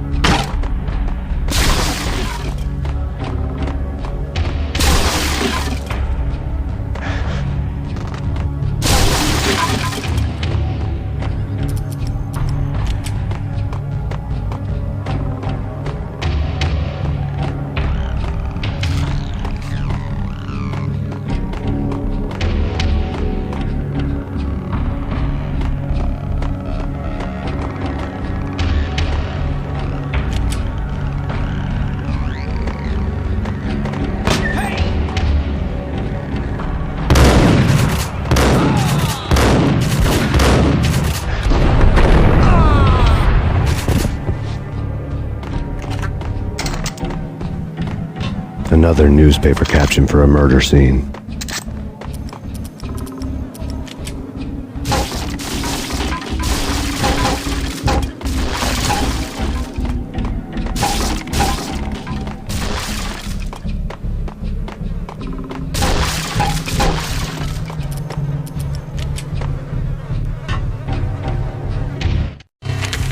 Frankie had left his calling card, a Captain Baseball bat boy strip, next to a sewer passage filled with bodies.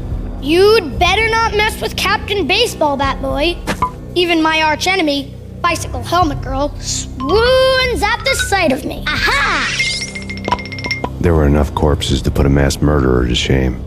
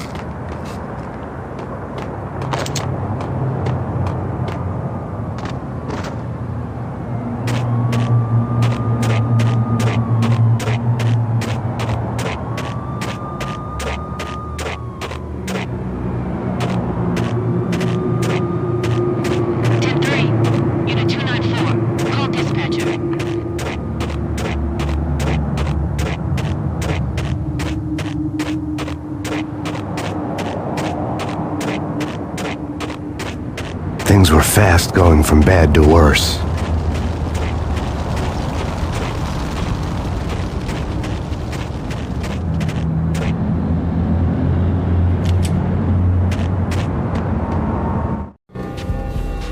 The men in blue had come and gone. They had decorated the place with chalk outlines and tied it together with yellow tape. The cops who had stayed behind were dead. Frankie, his boys, and I had the place all for ourselves.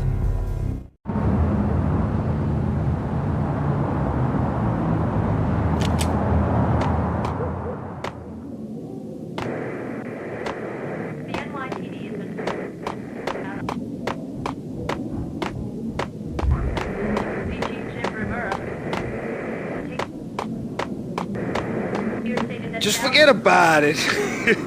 Just forget about it. Hey, just forget about it. That crazy witch, you should have heard her. She was a real scream when the boys caught her trying to cap the Don. Oh, that's friggin' bad. To the trio? That's even worse than what Frankie's doing to that poor bastard downstairs. She's gonna take a long time to die. The mobster muscle on the phone was talking about Mona. Punchinello's trio were nothing but bad news.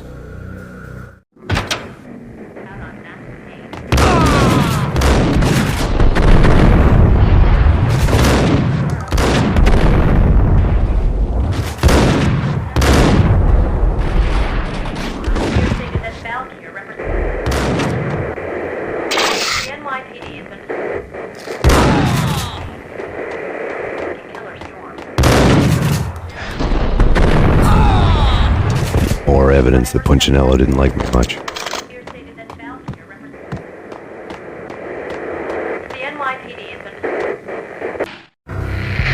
The fact remains that all the victims so far identified in the Ragnarok shooting have been known criminals, many of whom had large doses of V in their blood. Reliable sources say that Max Payne was also among those killed, although no body has been recovered at this time. Reliable sources. That meant somebody thought the Mafia had me, didn't want the cops snooping around anymore. The body would be delivered to them barely recognizable. Case closed. Don Punchinello had the power to be that reliable source, which was no news. But his news was old news. Framing me hadn't been enough. Don Punchinello had put a hit on me. He wanted me dead, and it had been important enough for him to give written instructions to Frankie about it. Max Payne should die like a dog for the trouble he's caused. Frankie, I know I can trust you to give this matter the dedication it needs.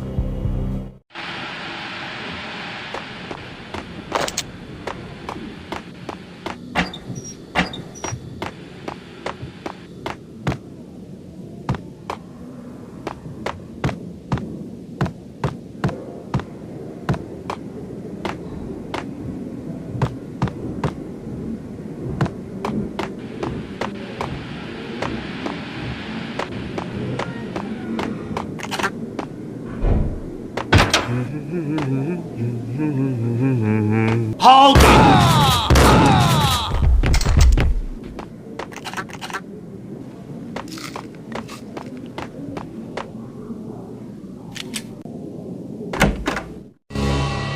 The hotel bar was fast developing quite a history. True to his words, Frankie was there, having a beer.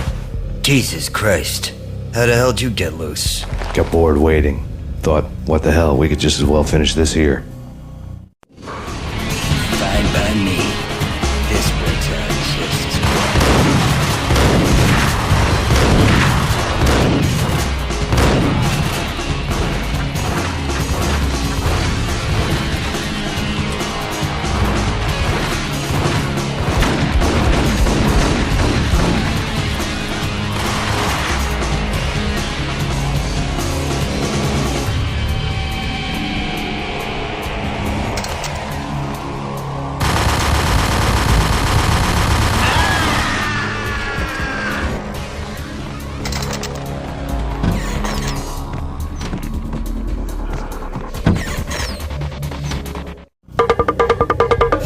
Thank you. You've been a lovely audience.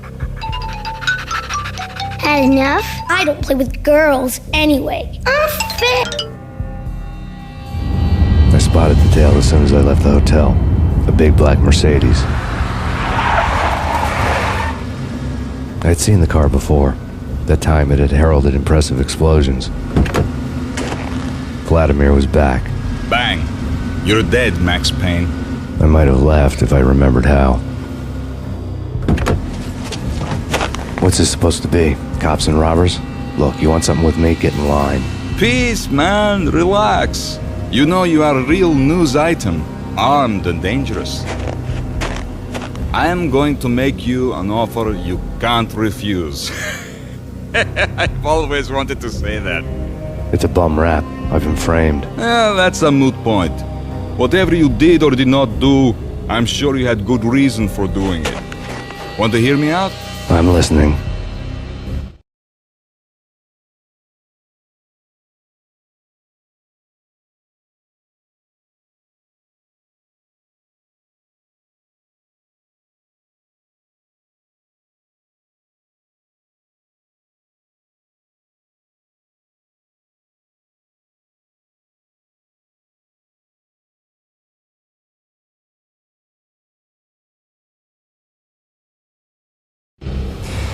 Punchinello messing with V is bad for business all around.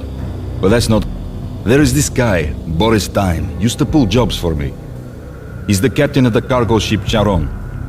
Now the bastard turncoat has gone over to the other side, Punchinello's. The ship's loaded with high-res hardware, guns, my business. If Punchinello gets hold of that cargo, he's won and I have lost. And you'll have your work here. If you want to get to Punchinello, you will need heavy-duty persuaders. I am just the man to get them for you. Change the ship back under my flag, maybe pop 2 in the traitor Dime's head while you're at it. You'll get enough guns to start the apocalypse. You in or out? Let's get this show on the road. Vladimir was one of those old-time bad guys with honor and morals, which made him almost one of the good guys. None of us was a saint. The Brooklyn riverfront was a maze of rusty containers, sharp-boned cranes looming up from the snowstorm. On a night like this, you couldn't help but think of the dark army of dead men sleeping with the fishes, cement shoes in line. No Minotaur lurked in this labyrinth, but somewhere out there, on the clanking deck of his cargo freighter, the skipper of the Cheiron was waiting, like the ferryman of the river Styx.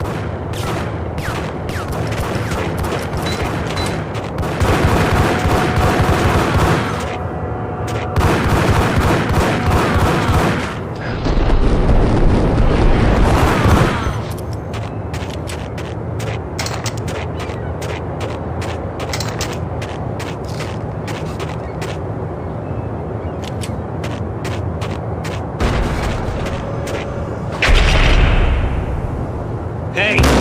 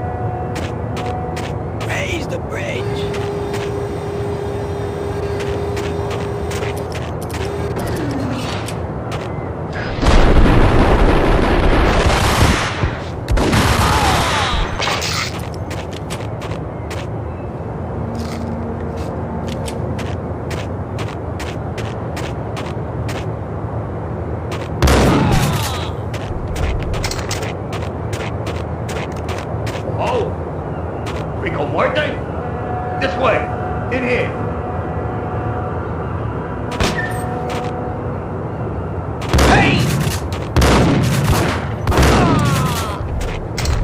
I doubted the letter was a receipt.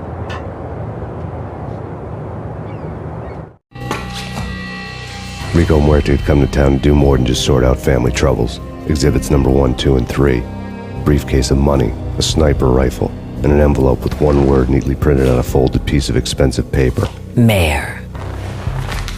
It didn't sound like a mafia contract at all. It was too cold and too to the point.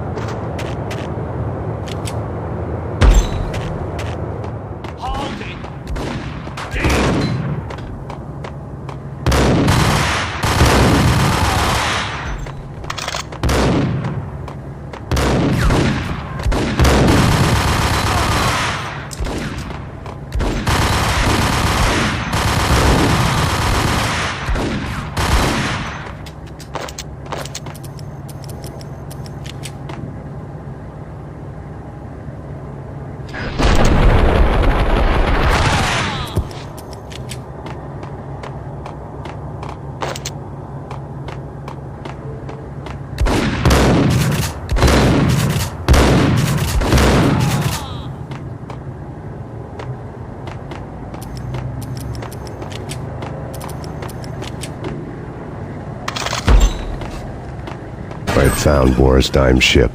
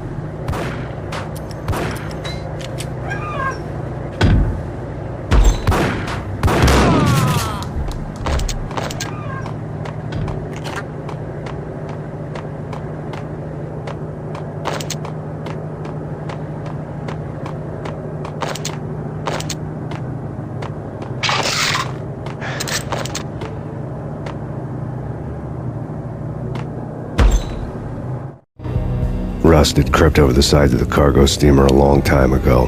Boris Dime would be on board. I'd have to smoke half of his crew to even get near the gangplank. Guns were probably being kept in the hold, buried amidst the rats and oily water.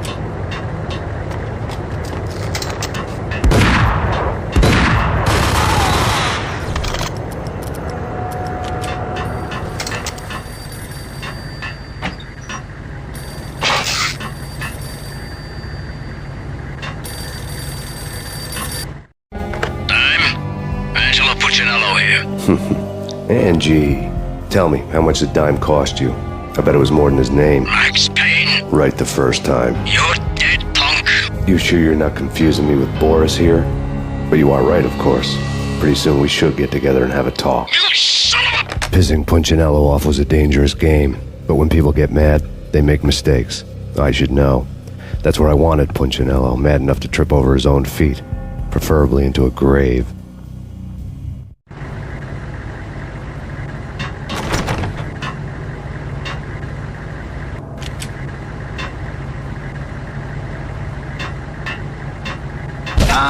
Dime!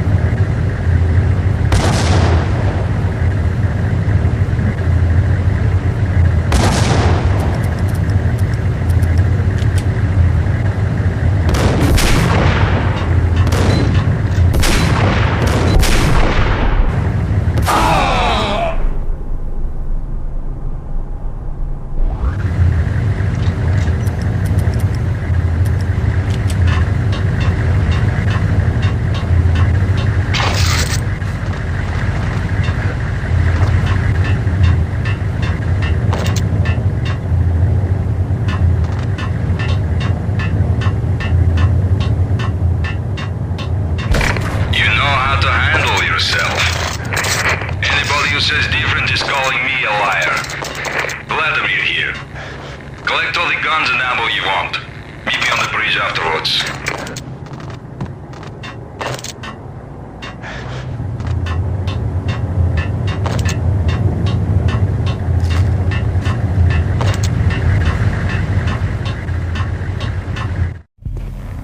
Did you get everything you need? Check. I owe you. Anything you need. This is my solo. When I'm through, Punchinello won't be anybody's problem anymore. Clear as vodka. But anytime you get between a rock and a hard place, just whistle. This could be the beginning of a beautiful friendship. You really get a bang out of this big-time gangster act, don't you?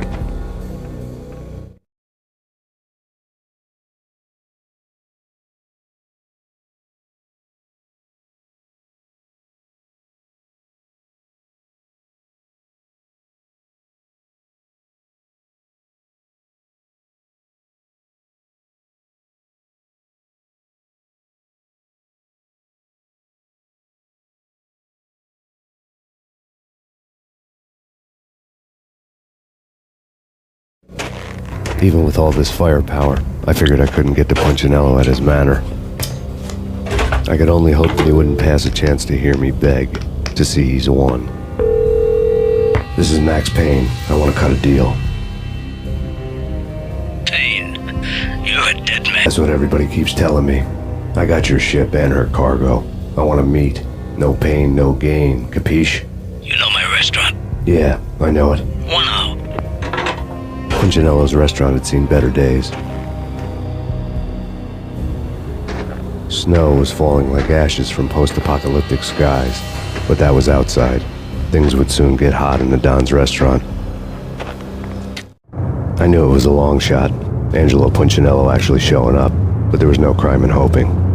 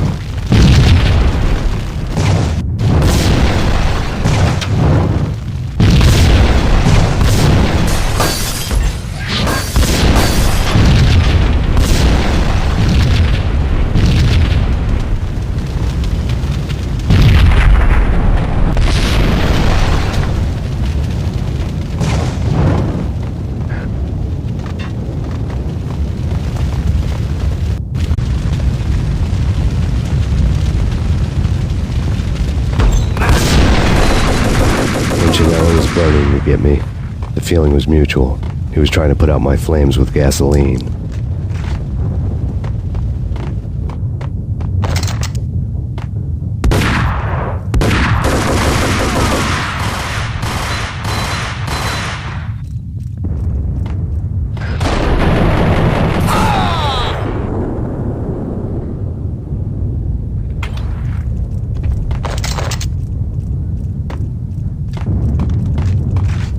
The mobsters have been guarding a real treasure, the way out of this disco inferno.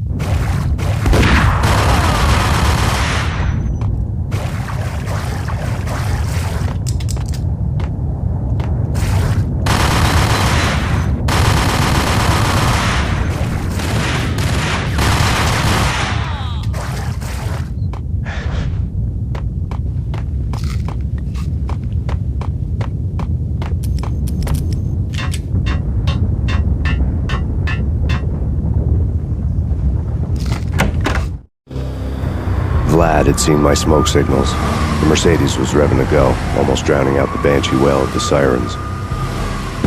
You coming? We'll drop you off at the Punchinello Manor. Sounds good to me. When this is over, look me up. I could use a professional like you. I'll keep that in mind.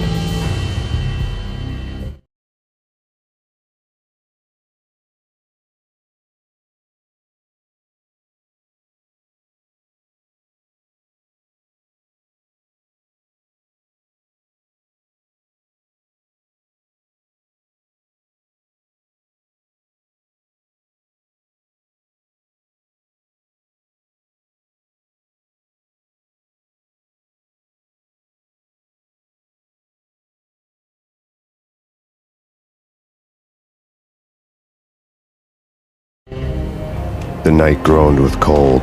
The garden lights flickered nervously. In their light, the falling snow was dead white before the darkness ate it up.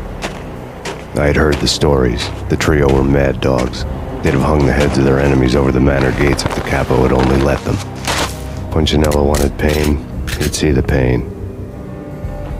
The trick in my situation was that there was no trick, no matter what the movies tell you. No rules, no secret mantra, no roadmap. It wasn't about how smart or how good. It was chaos and luck, and anyone who thought different was a fool. All you could do was to hang on madly, as long and as hard as you could. Someone had graciously left the back door open for me and killed the guards. My money was on Mona. I knew the trio would be standing between me and Punchinello. I had read their rap sheets, thick as phone books. One would be walking out of here alive. The numbing cold of the broken night had followed me in. Upstairs, the trio tangoed down the manor halls to the silent rhythm of their murderous hearts, the blood of their victims rust on their lips. Vince Mugnano, Pilot Providence, a.k.a. Big Brother, and Joe Deadpan Salem. The pistol was a frozen lump in my hand, piercing the skin, gnawing me to the bone.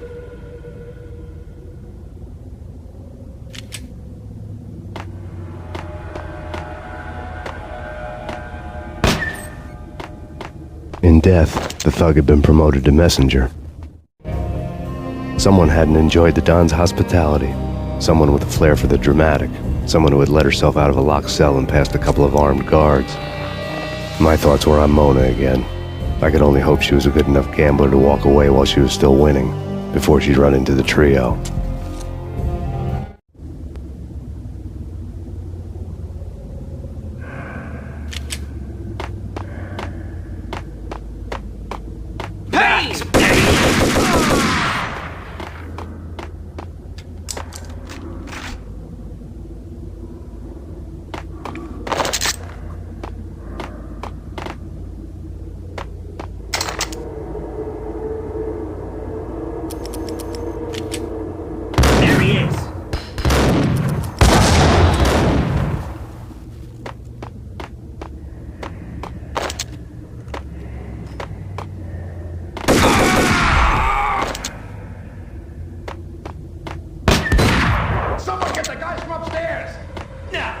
No one's going anyplace. Too late for that.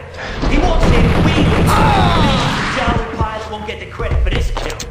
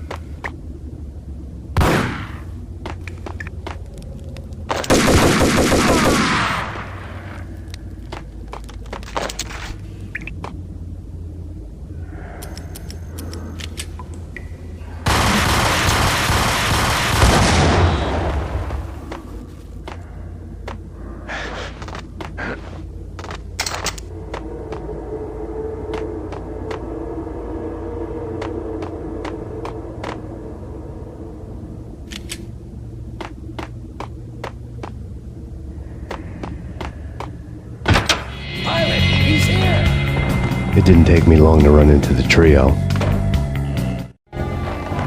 word on Lisa Punchinello was that she was a bit of a witch. The tarot cards on the kitchen table fit the picture. They weren't my kind of cards, but I was willing to take a crack at the hand Mrs. Punchinello had dealt. The first card was the Tower. Maybe that was supposed to be the Manor. It got easy after that.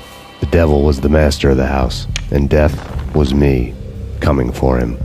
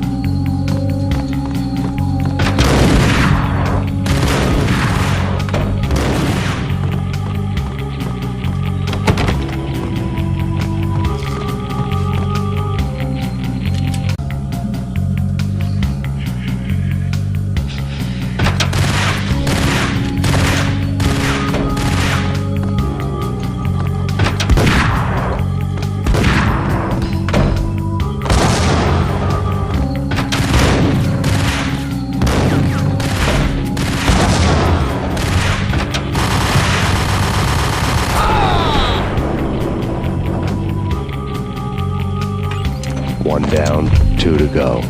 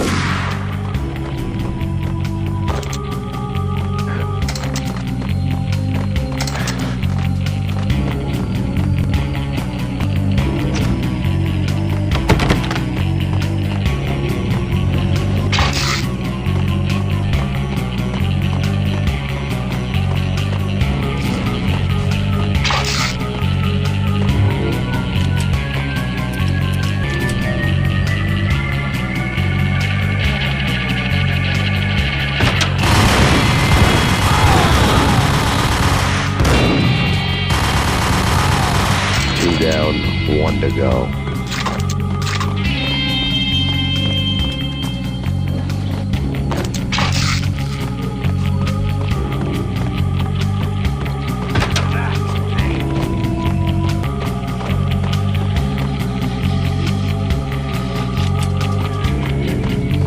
No stopping him! This will stop anything. Take cover.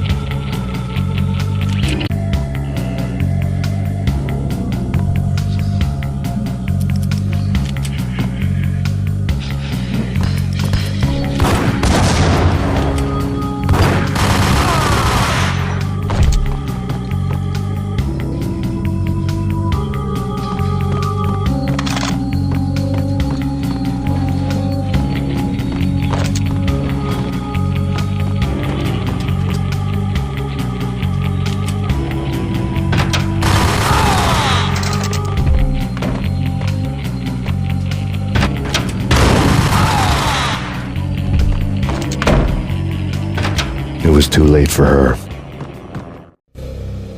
You're a real angel, Max. I couldn't tell whether it was Mona or her sister. The body was a mess. The sick bastard had really gotten a kick out of it. Seeing her lying there got me thinking about another woman's body on another bed. Got me thinking about a fallen cradle.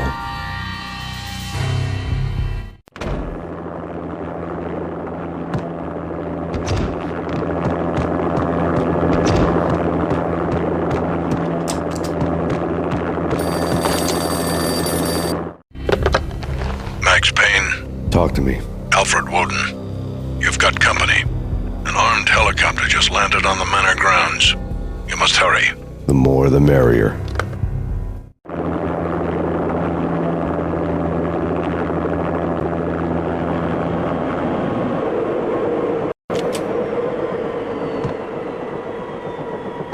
Into the road, Payne. Vince Mugnano.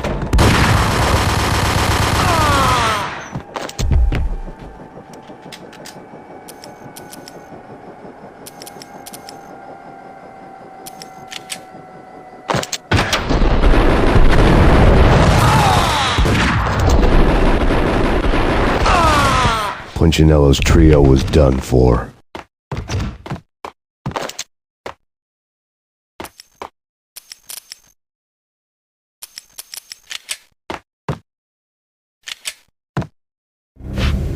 Outside my door. Hurry. It's coming for me. You gotta hurry. Please. I could hear Punchinello on the phone begging for help. He should have been saying his goodbyes. Punchinello was a pushover. The moment I stepped into the room, he folded like a deuce before a royal flush. No, wait. I was just doing what I was told. I couldn't refuse. She's someone high up. Government, maybe. I don't know. He was trying to buy more sand for his hourglass. I wasn't selling any.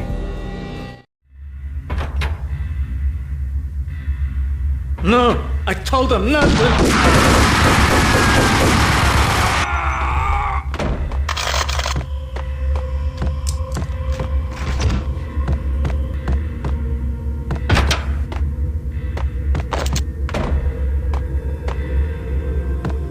Drop it.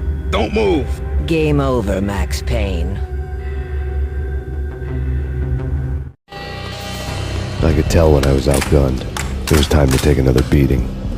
The mystery witch was a real barracuda.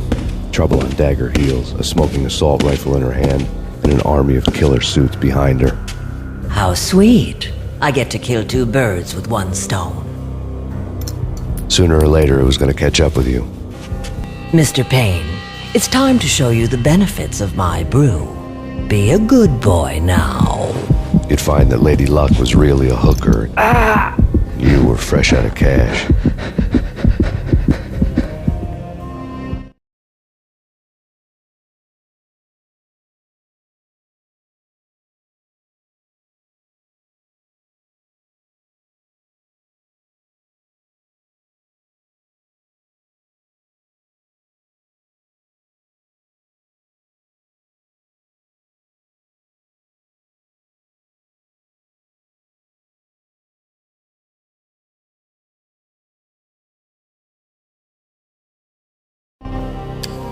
Gentlemen, we're done here. Take me to Cold Steel. Give me an OD of Valkyr. I could feel green fire eating my brain. They turned to steam. They did a fade on me. I'd never had a chance. The witch had got me just as sure as if she put a gun to my head and pulled the trigger. The shadows rushed me. Bruised mugshot faces hungry for revenge. They knew my weak spots and closed in for the kill. The floor turned into a vortex of green blood. I fell. The flesh of fallen angels.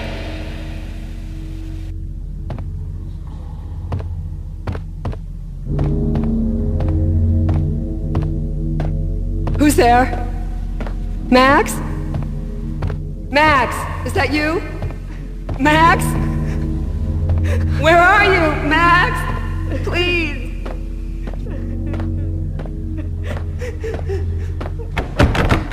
No, please, Max, no. I'm sorry. Please don't, Max. No, please.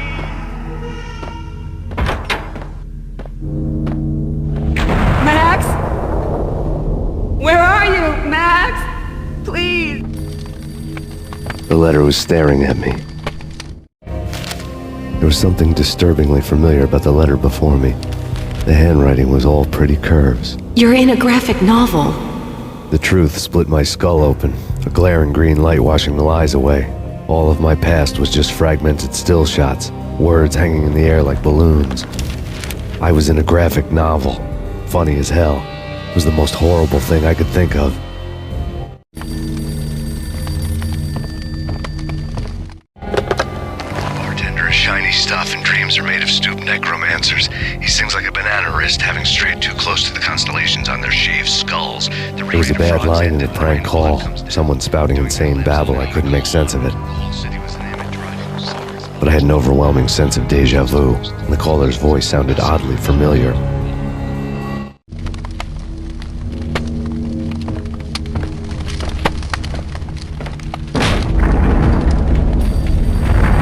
The weird piece of paper looked dangerous. There was something disturbingly familiar about the letter before me. The handwriting was all pretty curves. You're in a computer game, Max. The truth was a burning green crack through my brain, weapon statistics hanging in the air, glimpsed out of the corner of my eye, endless repetition of the act of shooting, time slowing down to show off my moves, the paranoid feel of someone controlling my every step. I was in a computer game. Funny as hell, it was the most horrible thing I could think of. Don't lose it. It's Valkyr. The drug. Snap out of it. Try to remember. It was a bad line in a prank call, someone spouting insane babble. I couldn't make sense of it. But I had an overwhelming sense of deja vu, and the caller's voice sounded oddly familiar.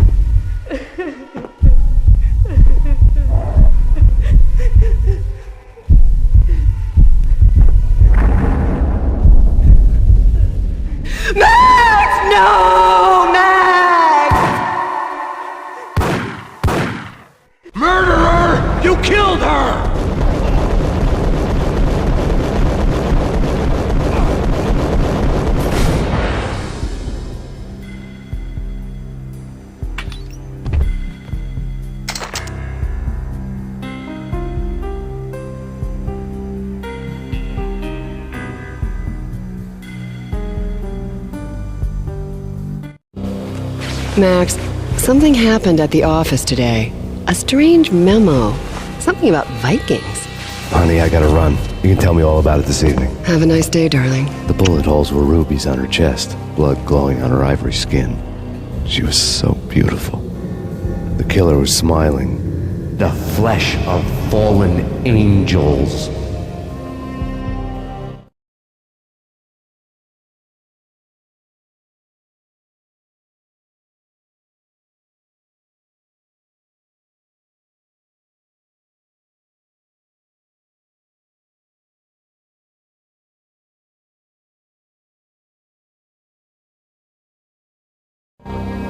Slowly, the green nightmare faded, leaving dark stains on my soul that would never come off. I felt like flatlining. I was all shook up. I woke up in a cold sweat, sick and tired to the bone, lying in a puddle of my own puke. The hag had said take me to Cold Steel before it had all gone crazy. It was a clue, the only one I had. It took me forever to crawl back to my feet and hit the road, but when I did, I drove straight to Cold Steel Foundry outside the city. There was a whole lot of action around the place for a freezing winter night. Trucks coming and going, men running. I had the drop on the mystery witch. She thought I was dead. I was on her blind side. I was going in. The bad trip had put me in a crazy mood, adrenaline pumping through my aching veins. Staggering on the mill roof in ice and snow and wild wind, I was a ninja. My kung fu was strong. I wasn't kidding anybody. At best, I was Superman on Kryptonite about to fall through a skylight, down to where it was all going down. A half-abandoned industrial area in the middle of nowhere. The factory was a perfect front for any number of illegal activities.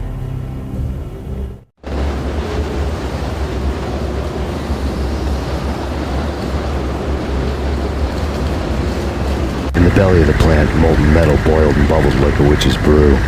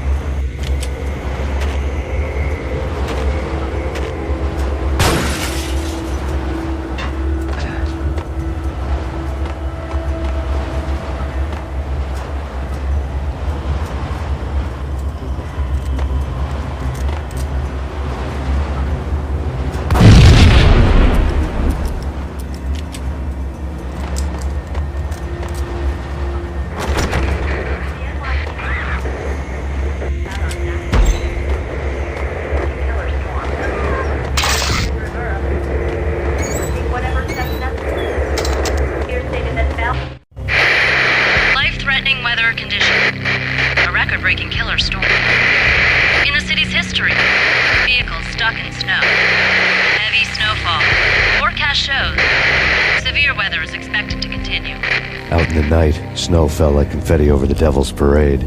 The storm was anything but over.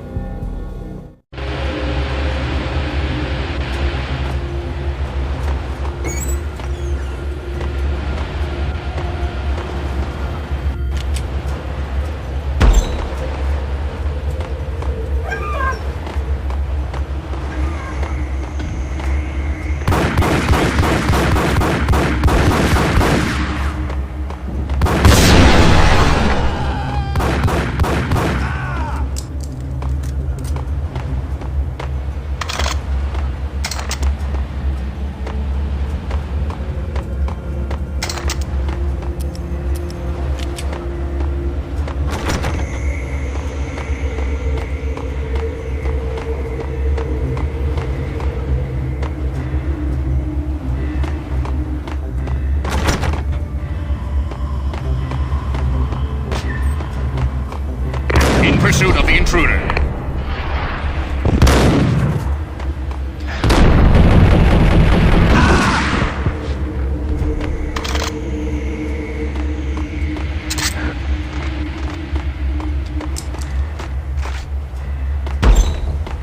Moving to the danger area.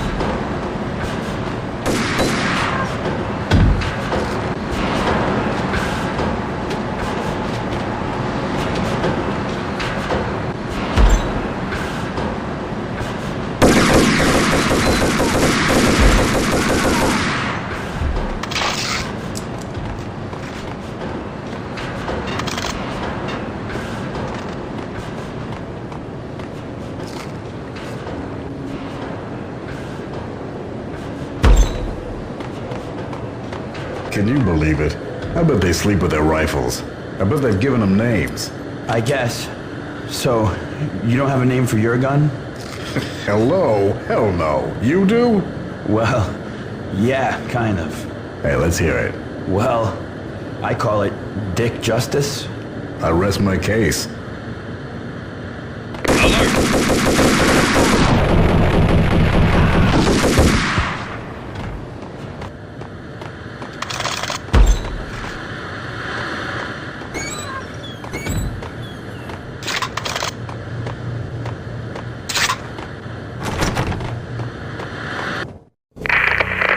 Perimeter breached. The facility has been compromised. Repeat, the Deep Six has been compromised. Initiate Operation Deadeye. The walkie-talkie military lingo could mean only one thing. They were getting ready to destroy the evidence and vanish into the night. I was so close. The hidden truths were just around the corner.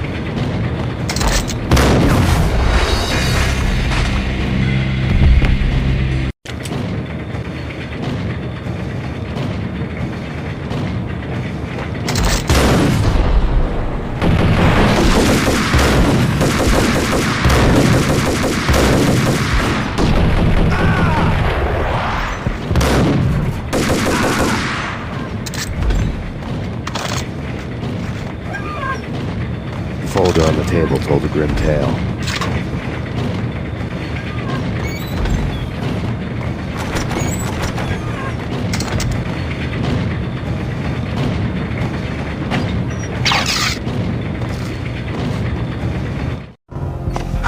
The mercenaries were running a tight operation, paperwork and all. Merchandise missing again. A chemist had tried to smuggle it out for his own private party. Locked him up in cell B7 in D6's old test facility to wait for proper processing. I was close enough to hear the secrets, just beyond the next doorway.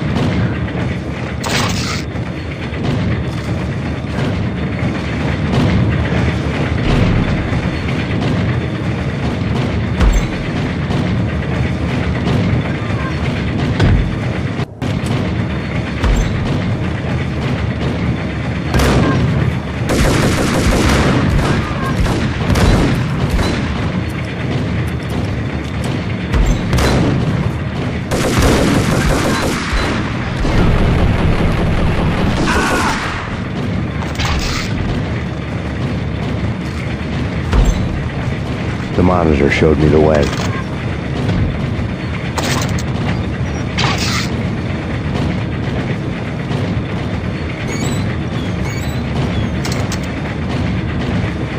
Processing diagrams filled the control room screens, all but one.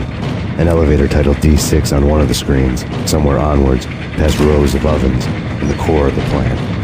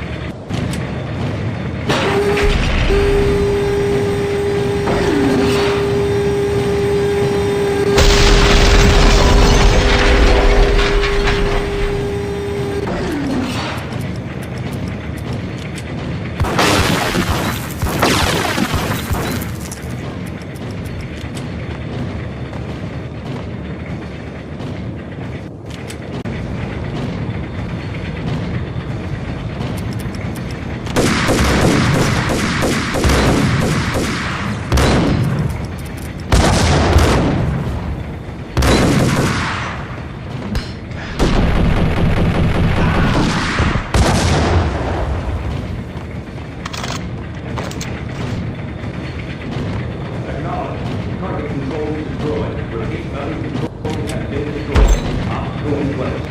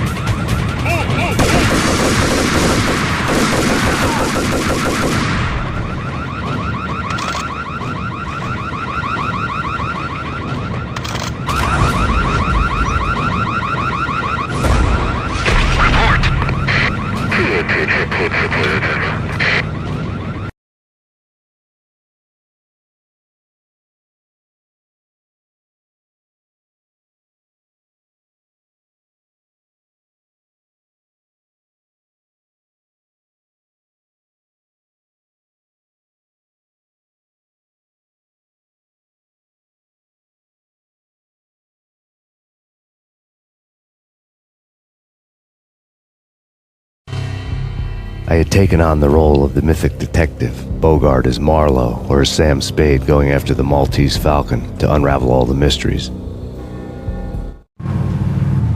Following a path of clues to that final revelation, even if it would take me down to the cold, cavernous depths of a grave. You can't do this! My men are still inside! Do you have any idea why this is called Operation Dead Eyes?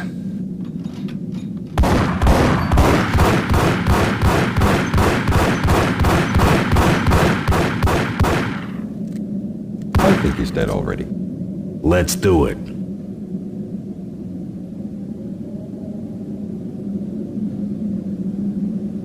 Attention all personnel. The self-destruction sequence has been initiated. Evacuate the complex immediately. We've got company. Repeat. The self-destruction sequence has been initiated. Proceed to the nearest exit immediately.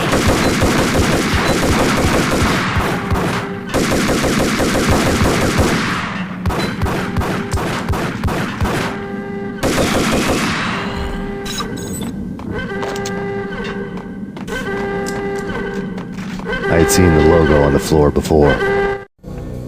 There was an old army bunker under the steel mill. I knew the military plaque on the floor. I had seen 1,000 variations of the insignia on crumbling brick walls everywhere in the city. The sword replaced by a syringe. Project Valhalla, V for Valkyr, V for Valhalla. All of a sudden it read like a crackpot conspiracy theory.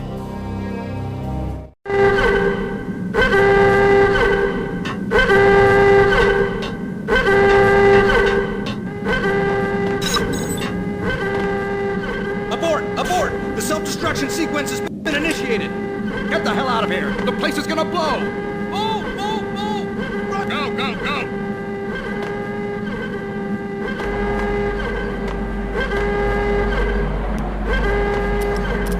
Attention all personnel. The self-destruction sequence has been initiated. Proceed to the nearest exit immediately.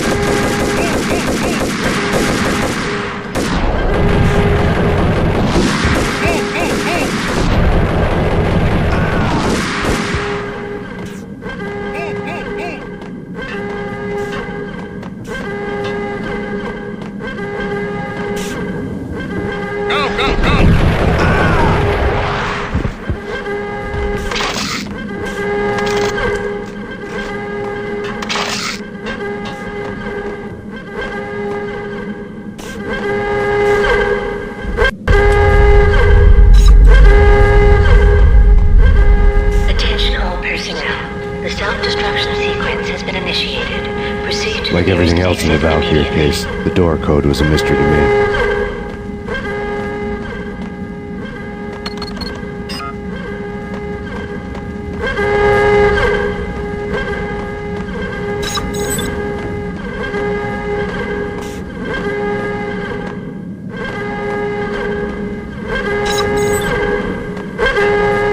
The chemist had been using the workstation when he died. The half-life of the lab rat had ended online, his password blinking on the screen. 665, neighbor of the beast.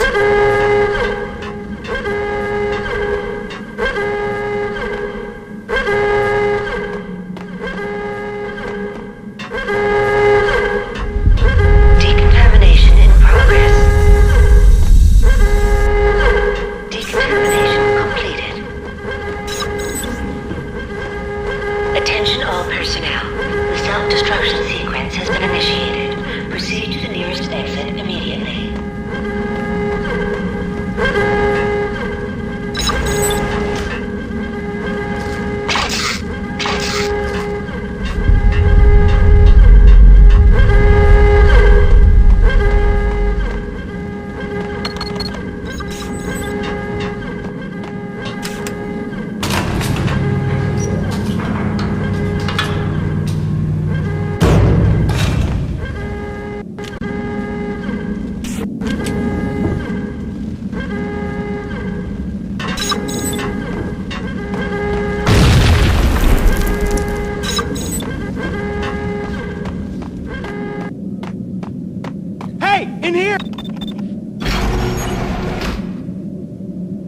this. I thought I was gonna die in there for sure. I need you to get me through the decontamination chamber airlock. Attention all personnel. No way! The The place is blowing self-destruction up. sequence has been Either initiated. that or back Proceed to to the the nearest cell. exit Your choice. immediately. Okay, I'll do it. I'll do it.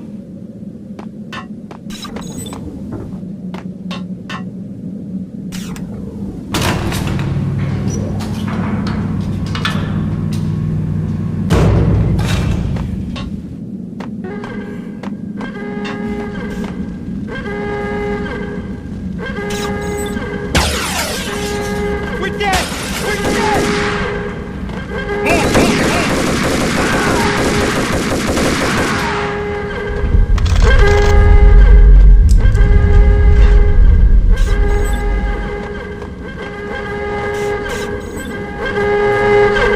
Get in!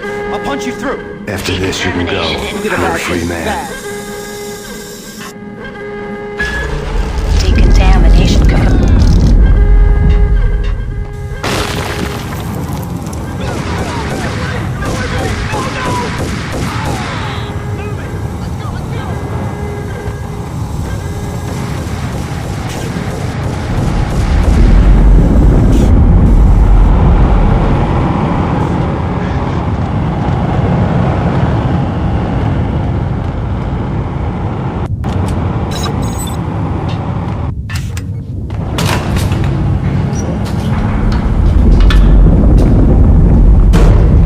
I was caught in the middle of the deadly web that was the Valkyr case.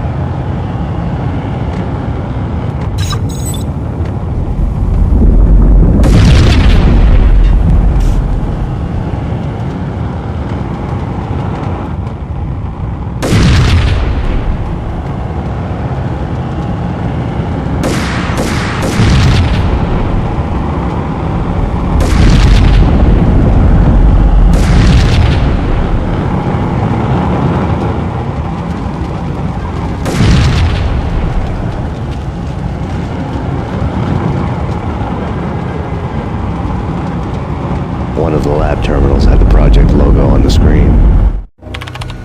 Top secret. Project Valhalla. U.S. Army. Yggdrasil Network. Valhalla. The otherworldly place in Norse mythology where the bravest heroes spent their afterlife feasting and fighting forever, their wounds miraculously healed night after night. Valkyr. The maidens who chose the most courageous Viking warriors and carried them to Valhalla. 1991. The research objective is to create a chemical substance to enhance the stamina and morale of infantry troops. 1995. Results unsatisfactory. Project cancelled. Someone had decided to continue the sick experiment unauthorized. Project compromised. Data leak. Fix the damage by any means necessary. Security clearance red. Authorized by the project lead. Field test. Double the dosage for all the remaining test subjects. Observe and record the subject's behavior in an urban setting. The drop-off point was my old address in New Jersey. The file dated 3 years ago. Just when you thought you had reached the deepest depths of horror, it suddenly got worse. How to turn off that small voice inside your head that started to whisper that you should be glad that now, if not before, your revenge was justifiable on any conceivable moral scale. That small voice proved, beyond any doubt, that I was damned. The dagger-heeled woman had come and gone a long time ago. There was nothing more for me here. The bunker's name was acting as a self-fulfilling prophecy.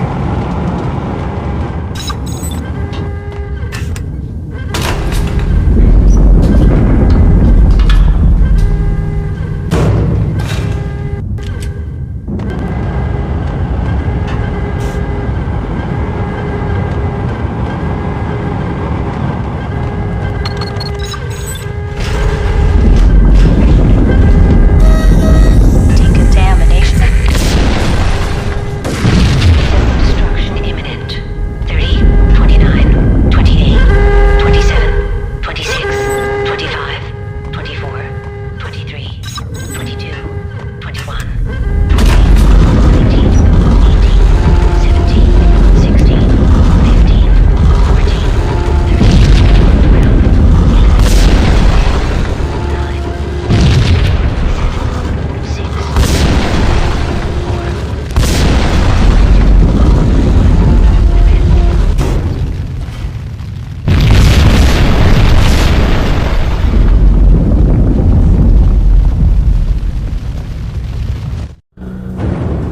piece together a jigsaw, and the final picture is you finishing that same puzzle. A mad, green-eyed killer standing behind you. An urban legend come true. The Project Valhalla test subjects had been the mad junkies who had murdered my loved ones. The rest was simple body count math. It all pointed to her. Ms. Valkyr. The factory went up in a fiery inferno behind me. All my leads were dead, turned to smoke and dust. I had lost my way. I hadn't slept in a million years.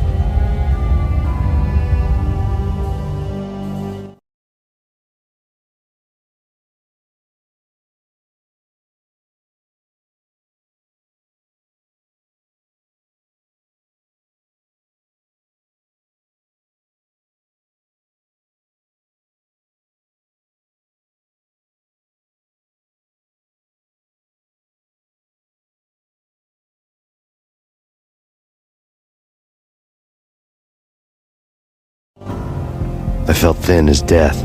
I'd been living on an endless supply of week-old donuts. They were fuel for this crazy furnace inside my head. I couldn't remember when I had last seen the sun. I was on a permanent graveyard shift. When the darkness fell, New York City became something else, any old Sinatra song notwithstanding. Bad thing in the night, on the streets of that other city, Noir York City.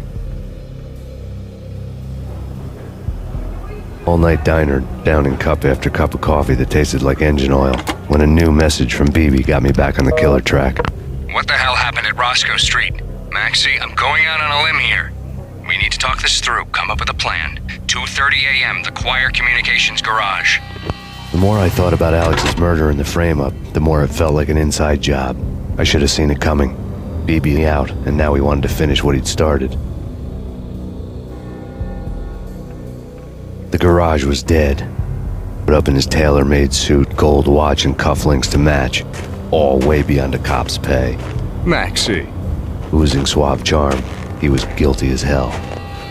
What the hell does BB say anyway? Backstabbing bastard? Come on, don't be like that. Have a cigar. I don't smoke. Maxie, you have no idea how big this is. It's huge. You have no idea. I think I do. You're a bribe-taking bent cop who sold out his partner. Those mobsters in the subway were a dead giveaway. Hard to miss. Bet it was exactly like this with Alex. Up close and personal. You can't win this one, Max. No, but I can make damn sure none of you do either. BB turned out to be another cardboard cutout bad guy.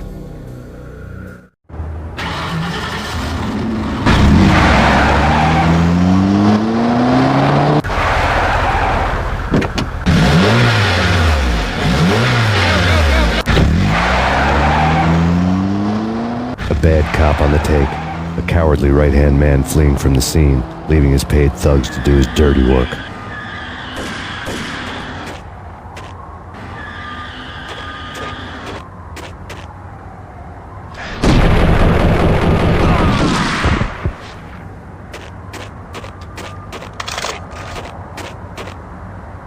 Payne!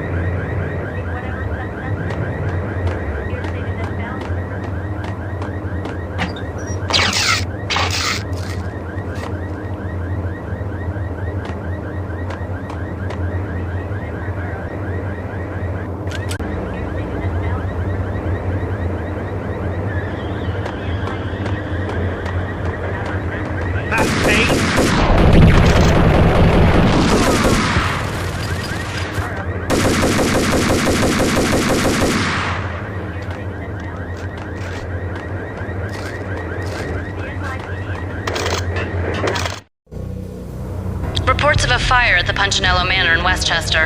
The manor is the home of Angelo Punchinello, the alleged head of the Punchinello crime family.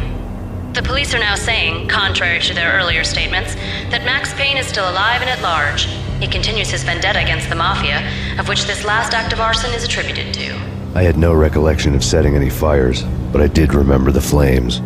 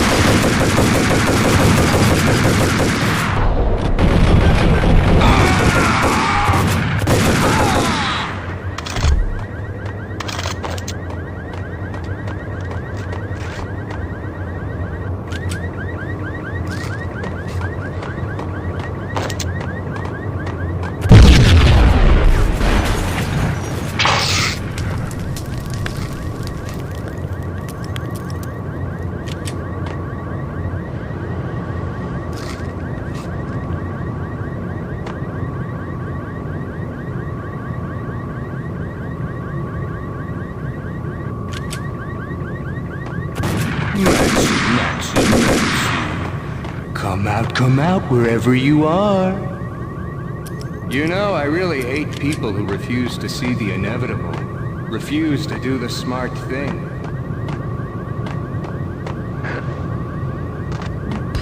No, I must do the right thing.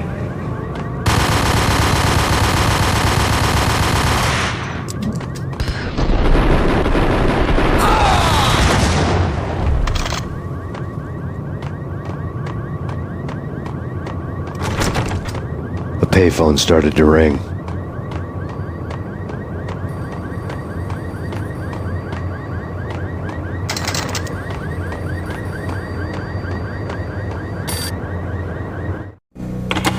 Yeah.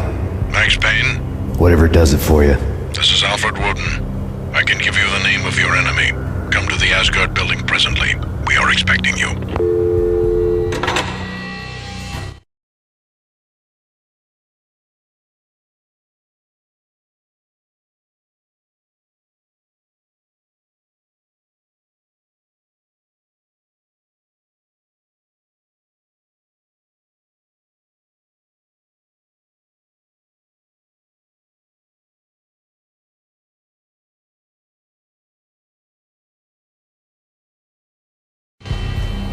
Woden was waiting for me on the steps of the old building. Mr. Payne, let's go inside. The others are anxious to begin. The others? Despite the general misconception, this building actually predates the City Hall by 2 years, thus being the oldest municipal building still in use here at the foot of the Brooklyn Bridge. No kidding. The old man played tour guide as he led me through a dark domed hall. The answers I was after loomed large ahead. Mr. Payne, I would like to introduce you to my colleagues in what we call the Inner Circle. You've been watching too much X-Files. You have seen the files on Project Valhalla. We can fill the gaps, provide you with the information missing from those files. We were all involved in the early stages of the project during the Gulf War. What's the catch? We would very much like to blow this thing wide open, but our hands are tied. Her name is Nicole Horn. She was the key figure in Project Valhalla. When the funding was discontinued, she simply refused to quit. She knew exactly what she had in her hands. Nicole Horn is the president of Acer Corporation. She has more than half the city in her pocket. This must be kept under wraps. If you try to go public with this, we will deny any knowledge. We need you to take her out. Afterwards, we can protect you, make all the charges go away. That was the cue for the killer suits to kick in the doors and swarm inside. It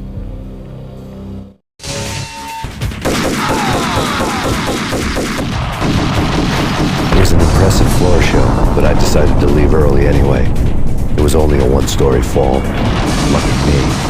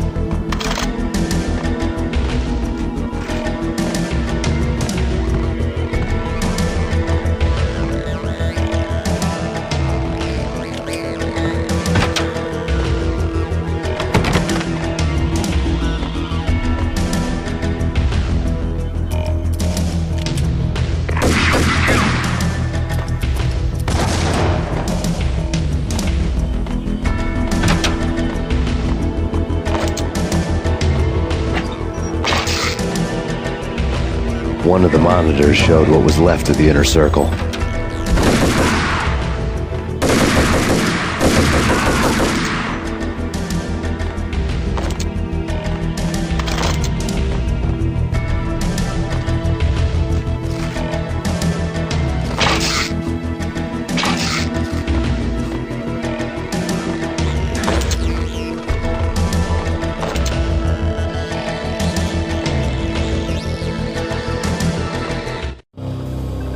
On screen, the so-called corpse of Alfred Woden stood up, miraculously waking from his dirt nap, looking smug among his dead pals. In the land of the blind, the one-eyed man is king. I didn't know how he'd pulled it off, but it was a pretty slick way to get out of all his promises.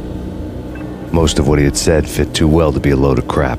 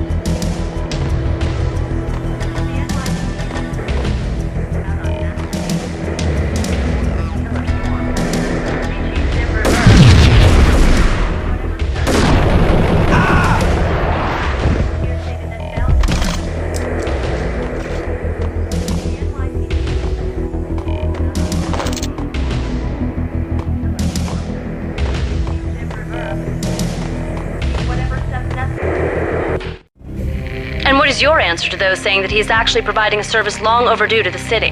This crusade nonsense has gone too far. He's out of control. It must stop. He will be stopped. That was Deputy Chief Jim Rivera from the New York City Police Department.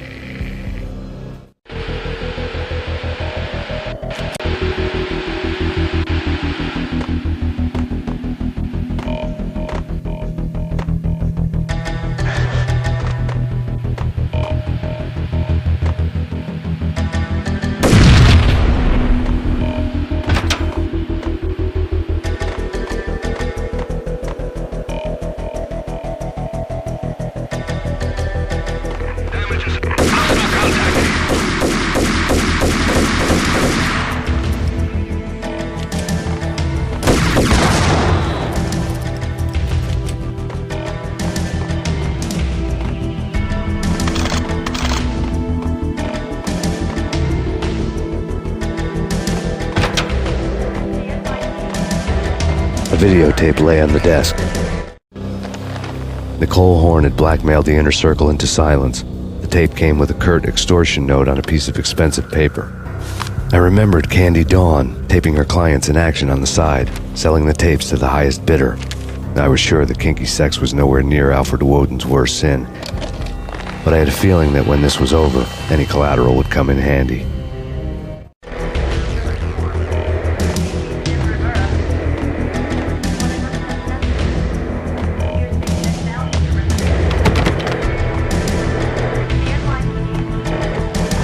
Woden had left me a present.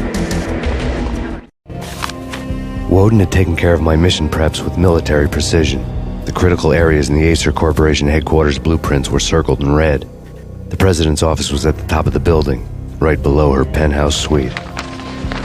The elevators were controlled by a security computer, part of the mainframe located underground below the building. The high-rise was sealed as tight as a sci-fi fortress.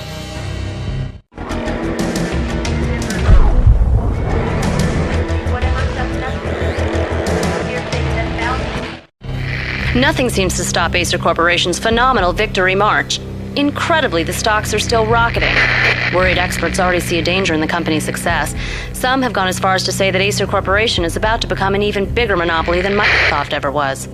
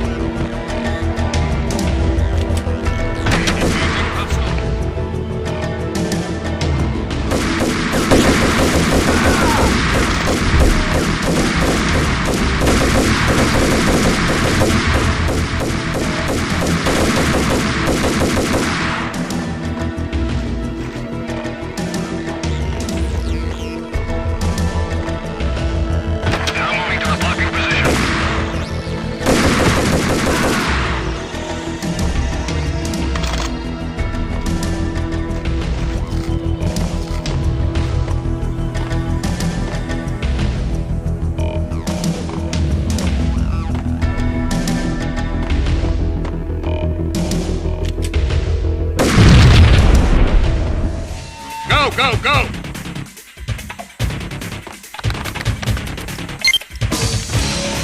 Shoot to kill.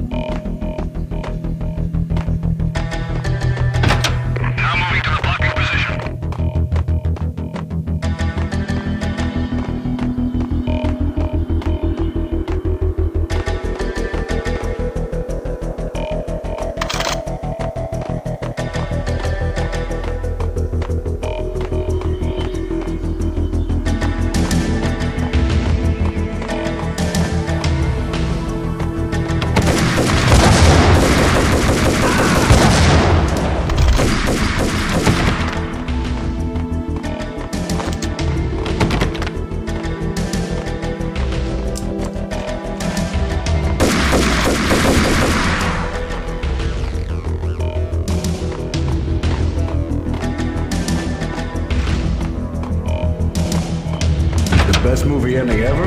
Gotta be Butch Cassidy and the Sundance Kid. My hero's end, going out with guns blazing. Never heard of it? No? Okay, who Usual Suspects, where Spacey works out of the police station and suddenly loses his limb? Or hey, 7, where Brad Pitt gets to that head-sized blood-soaked cardboard box? Now I know. Freaking zombie demons from outer space. Drowning in blood was cool. Why do I even bother?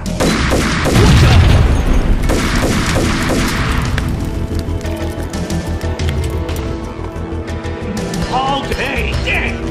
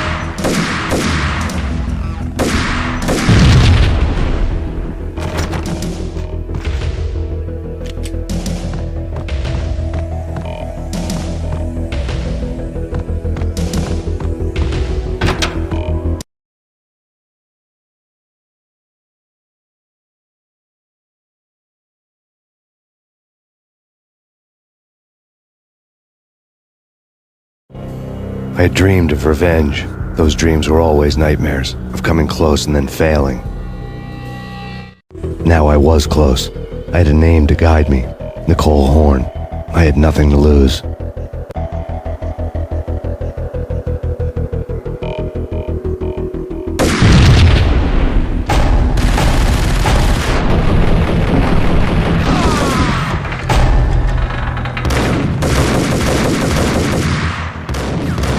The Inner Circle had quite a track record.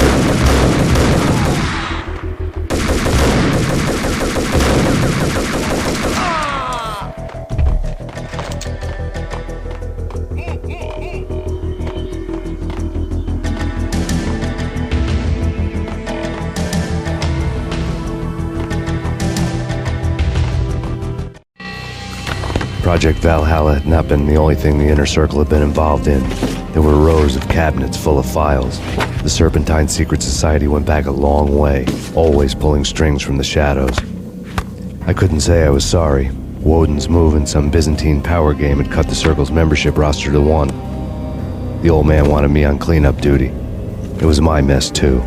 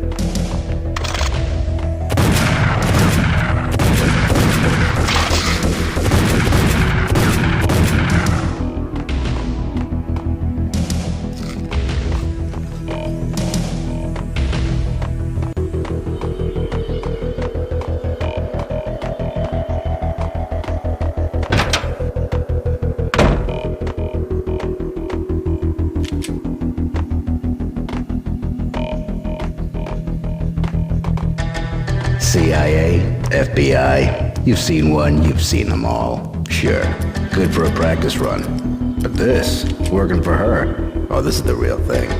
The money's astronomical. And best of all, you get to kill any scumbag who gets in your way. License to kill, like James Bond.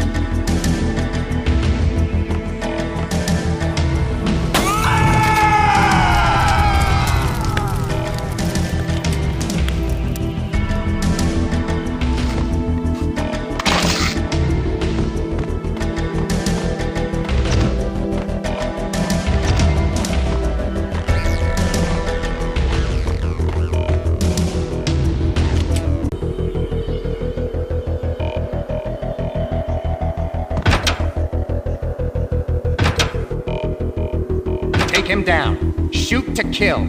Let's finish this.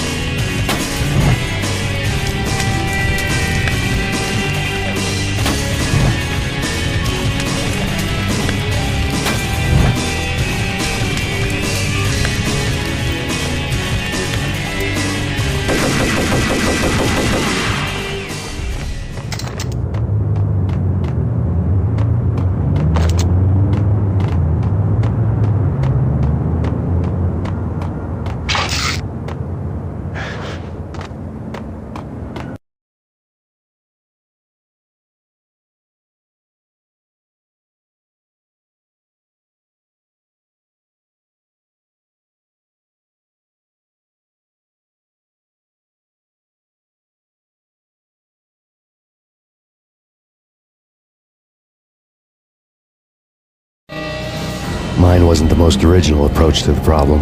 It wasn't as if it hadn't all been done before. An eye for an eye, the first principle of revenge. Old as dirt, still going strong.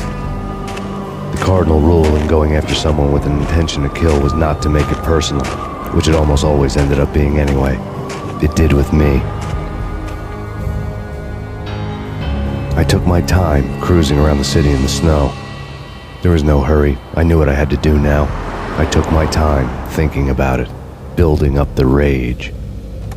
When I was ready, I parked the stolen wheels at the front entrance of the Acer Corporation headquarters. Got out, got in, got cracking. I had a bullet with Nicole Horn's name on it. I had 10,000 bullets with the hag's name on them. She had ultra-high-tech security systems, enough mercenaries and weaponry to start World War III. There was no fear. New York disappeared behind a veil of snow. I had crossed the threshold. This was her domain, sleek and sexy and soulless, all glass and steel. A place of color-coded security key cards, metal detectors, and surveillance systems.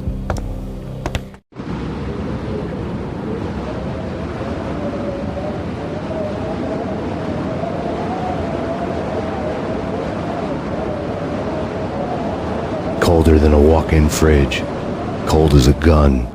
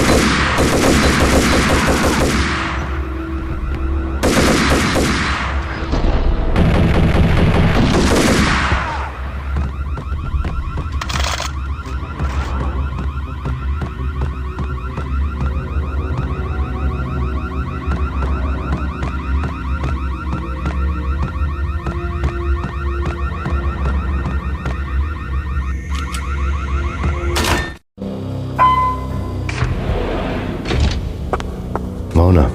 Looking good. Max, we gotta stop meeting like this. It will be a cold day in hell before I let a narc cop stop me. Miss Sachs, do your job. Relax, Max. You're a nice guy. I don't kill nice guys. You're not bad yourself. It was different when Horn wanted Punchinello dead. To cut her ties to the Mafia, he deserved to die. The same goes with her. She's the bad guy here. Her sister was whispering to her in my favor. I knew the appetites of ghosts intimately. They hungered for revenge. No! A gunshot boomed and she fell down in slow motion. She was a nice girl, not really a stone-cold killer. And now she was stone-cold dead. Like religious fanatics or loyal samurai, Horn's private army was coming at me. Target located. Payne located.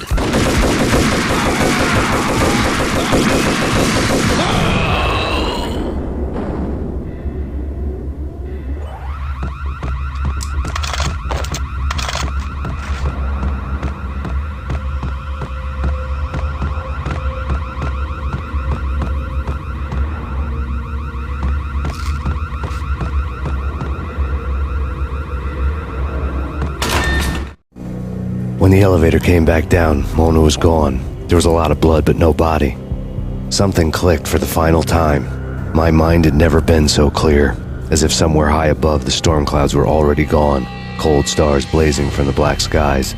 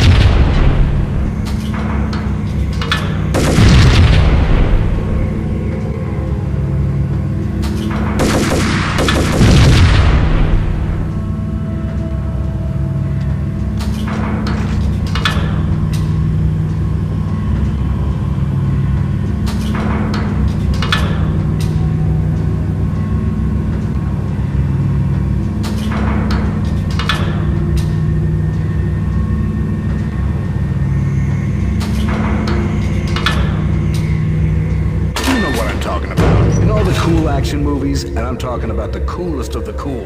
It always seems like time slows down in the middle of the action. You know, you can see the bullets flying through the air, the hero dodging in slow motion. Oh man, it would be so cool to be able to do that. Bullet time, that's what they call it. Bullet time, yeah, would be so cool.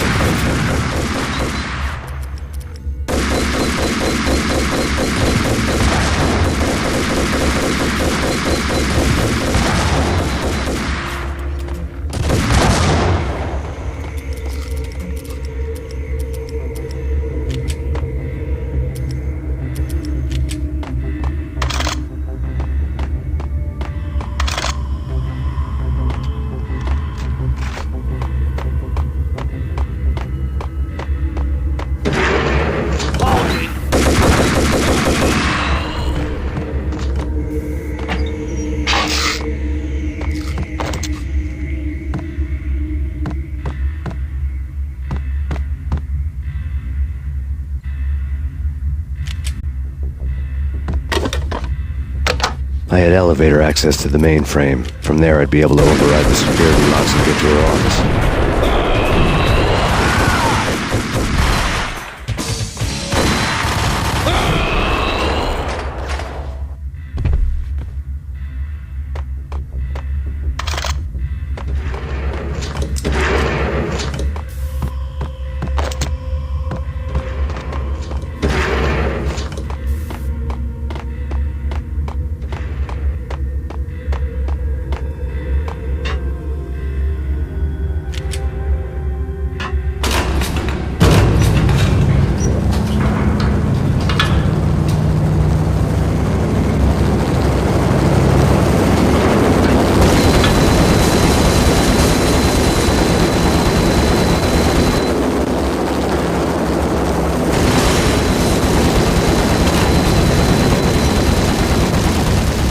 Chopper was Horn's pet guardian, inhuman and flawless. It was stalking me.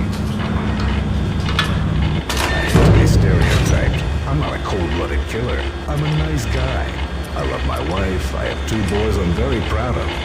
We just have to make the ends meet. And if that means I have to shoot someone now and then, hey, it's just my job from 9 to 5. Well, not quite from 9 to 5, but I hear you.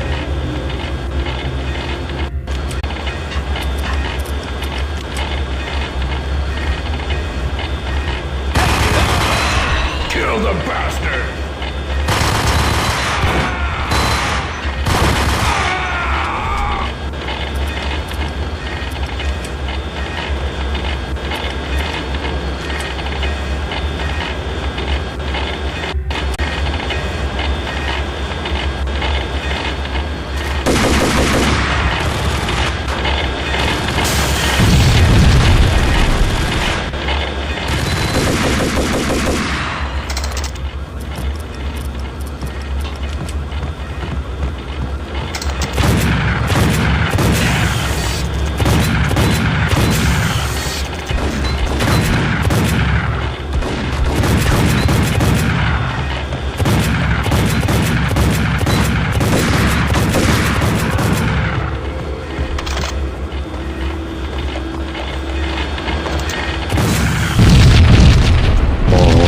Were now offline. All bets were off. The elevator would take me all the way up.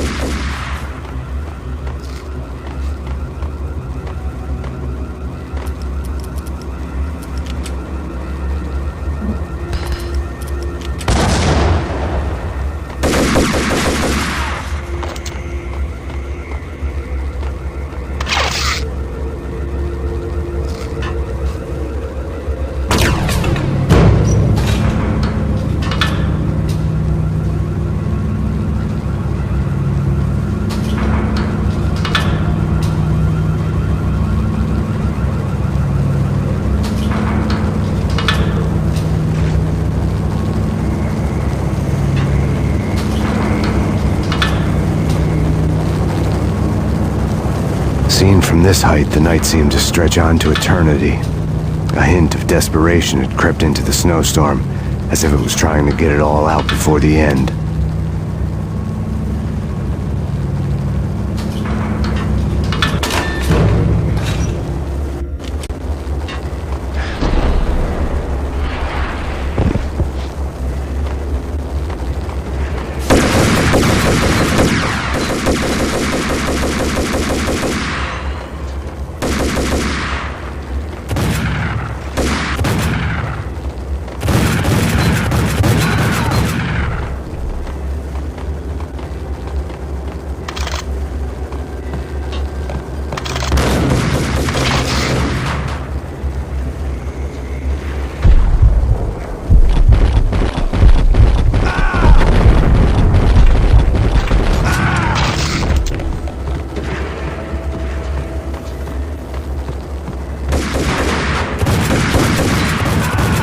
Horn's personal computer was on.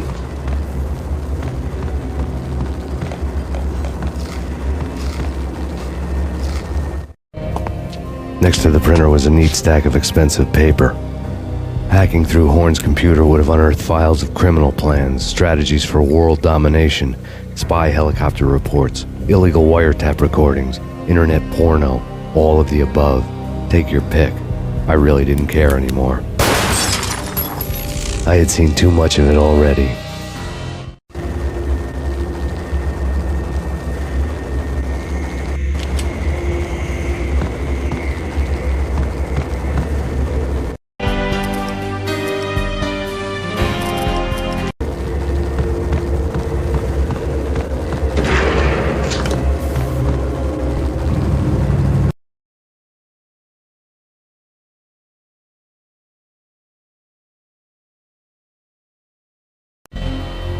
Valkyr had been meant to be a white-winged maiden that would lift you to a warrior's heaven, but it turned out to be a one-way demon ride to hell.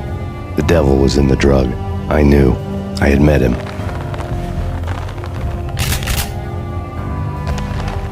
And now I was gonna kill her, the queen of the underworld who had tried to lift herself a bit closer to heaven with her drug money. No begging, no bribes. She knew better. Honor among killers. We who were about to die. Both of us knew how this would end. In pain and suffering. All this because your wife stuck her nose into things that were none of her business. The cops were coming to take me away. The sirens were like a bad conscience I couldn't shake. It's ridiculous you've made it this far. You won't be alive when they get here. Stop him!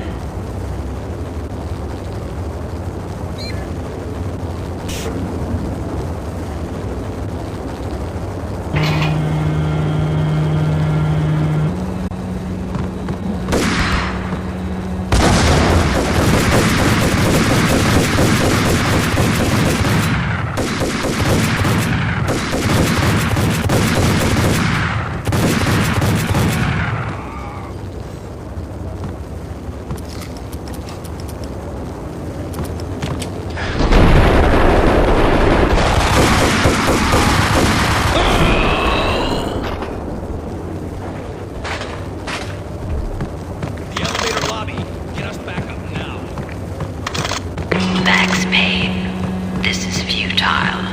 A waste of time. The deaths of your wife and daughter were necessary. Inevitable. It is done. You cannot bring them back. Nothing you do will make it any better.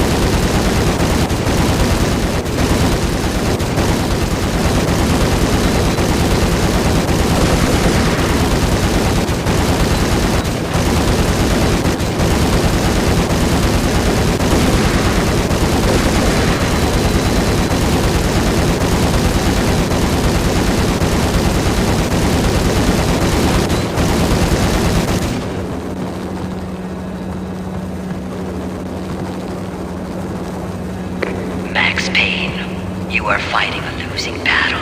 You cannot survive this. You will die. Stop fighting. Make it easy for yourself. Accept your fate. You will die here.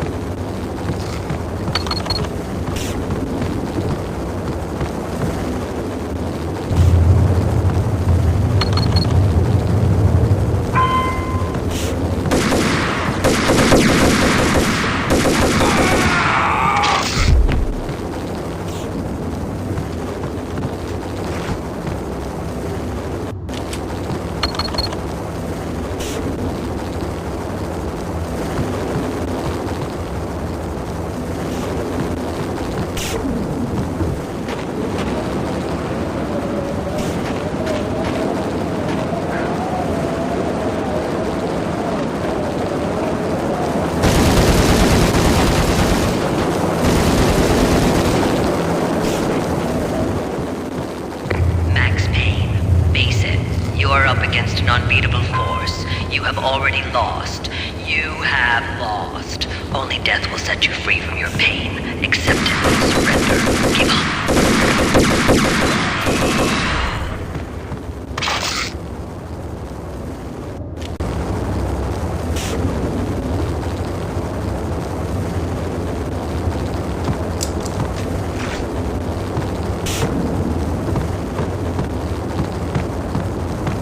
We have him in the North Lounge. Send us assistance.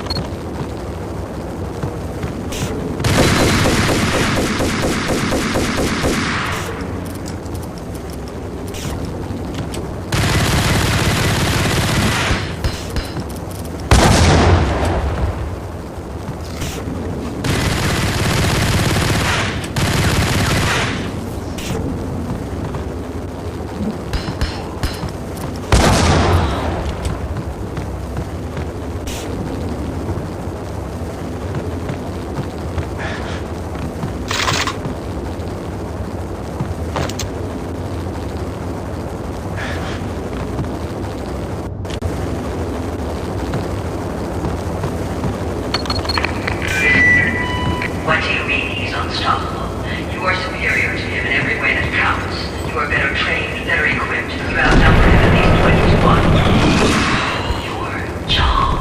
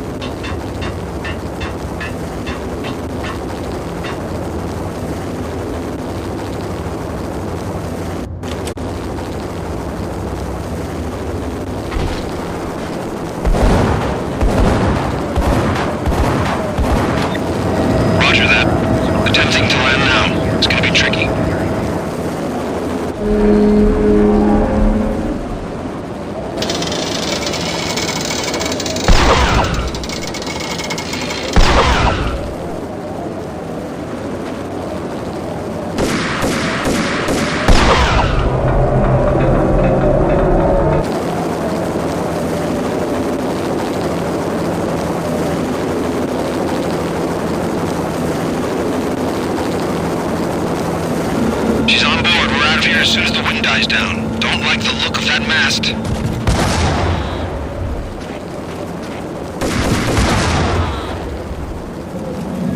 Lift off in 1 minute.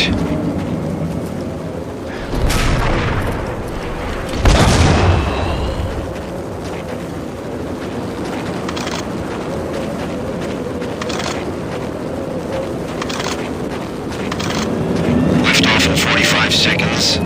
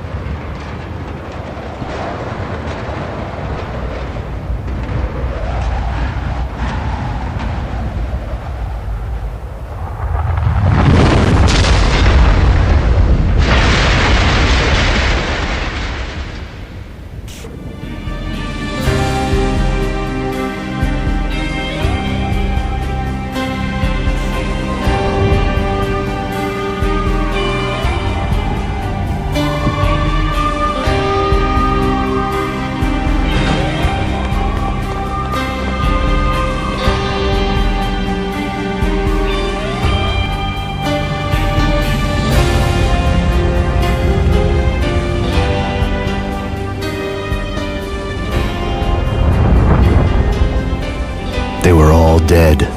The final gunshot was an exclamation mark to everything that had led to this point. I released my finger from the trigger. And then it was all over. The storm seemed to lose its frenzy.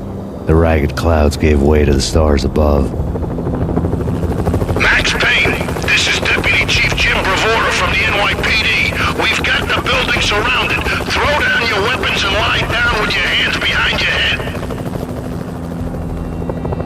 A bit closer to heaven.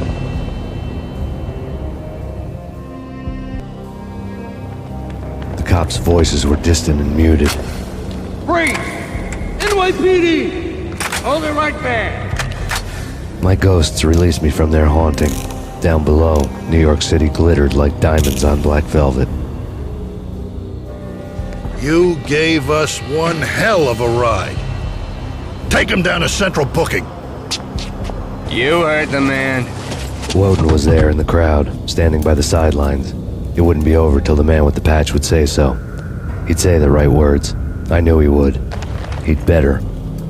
Woden grinned smugly. It was the grin of a winner. That made two of us.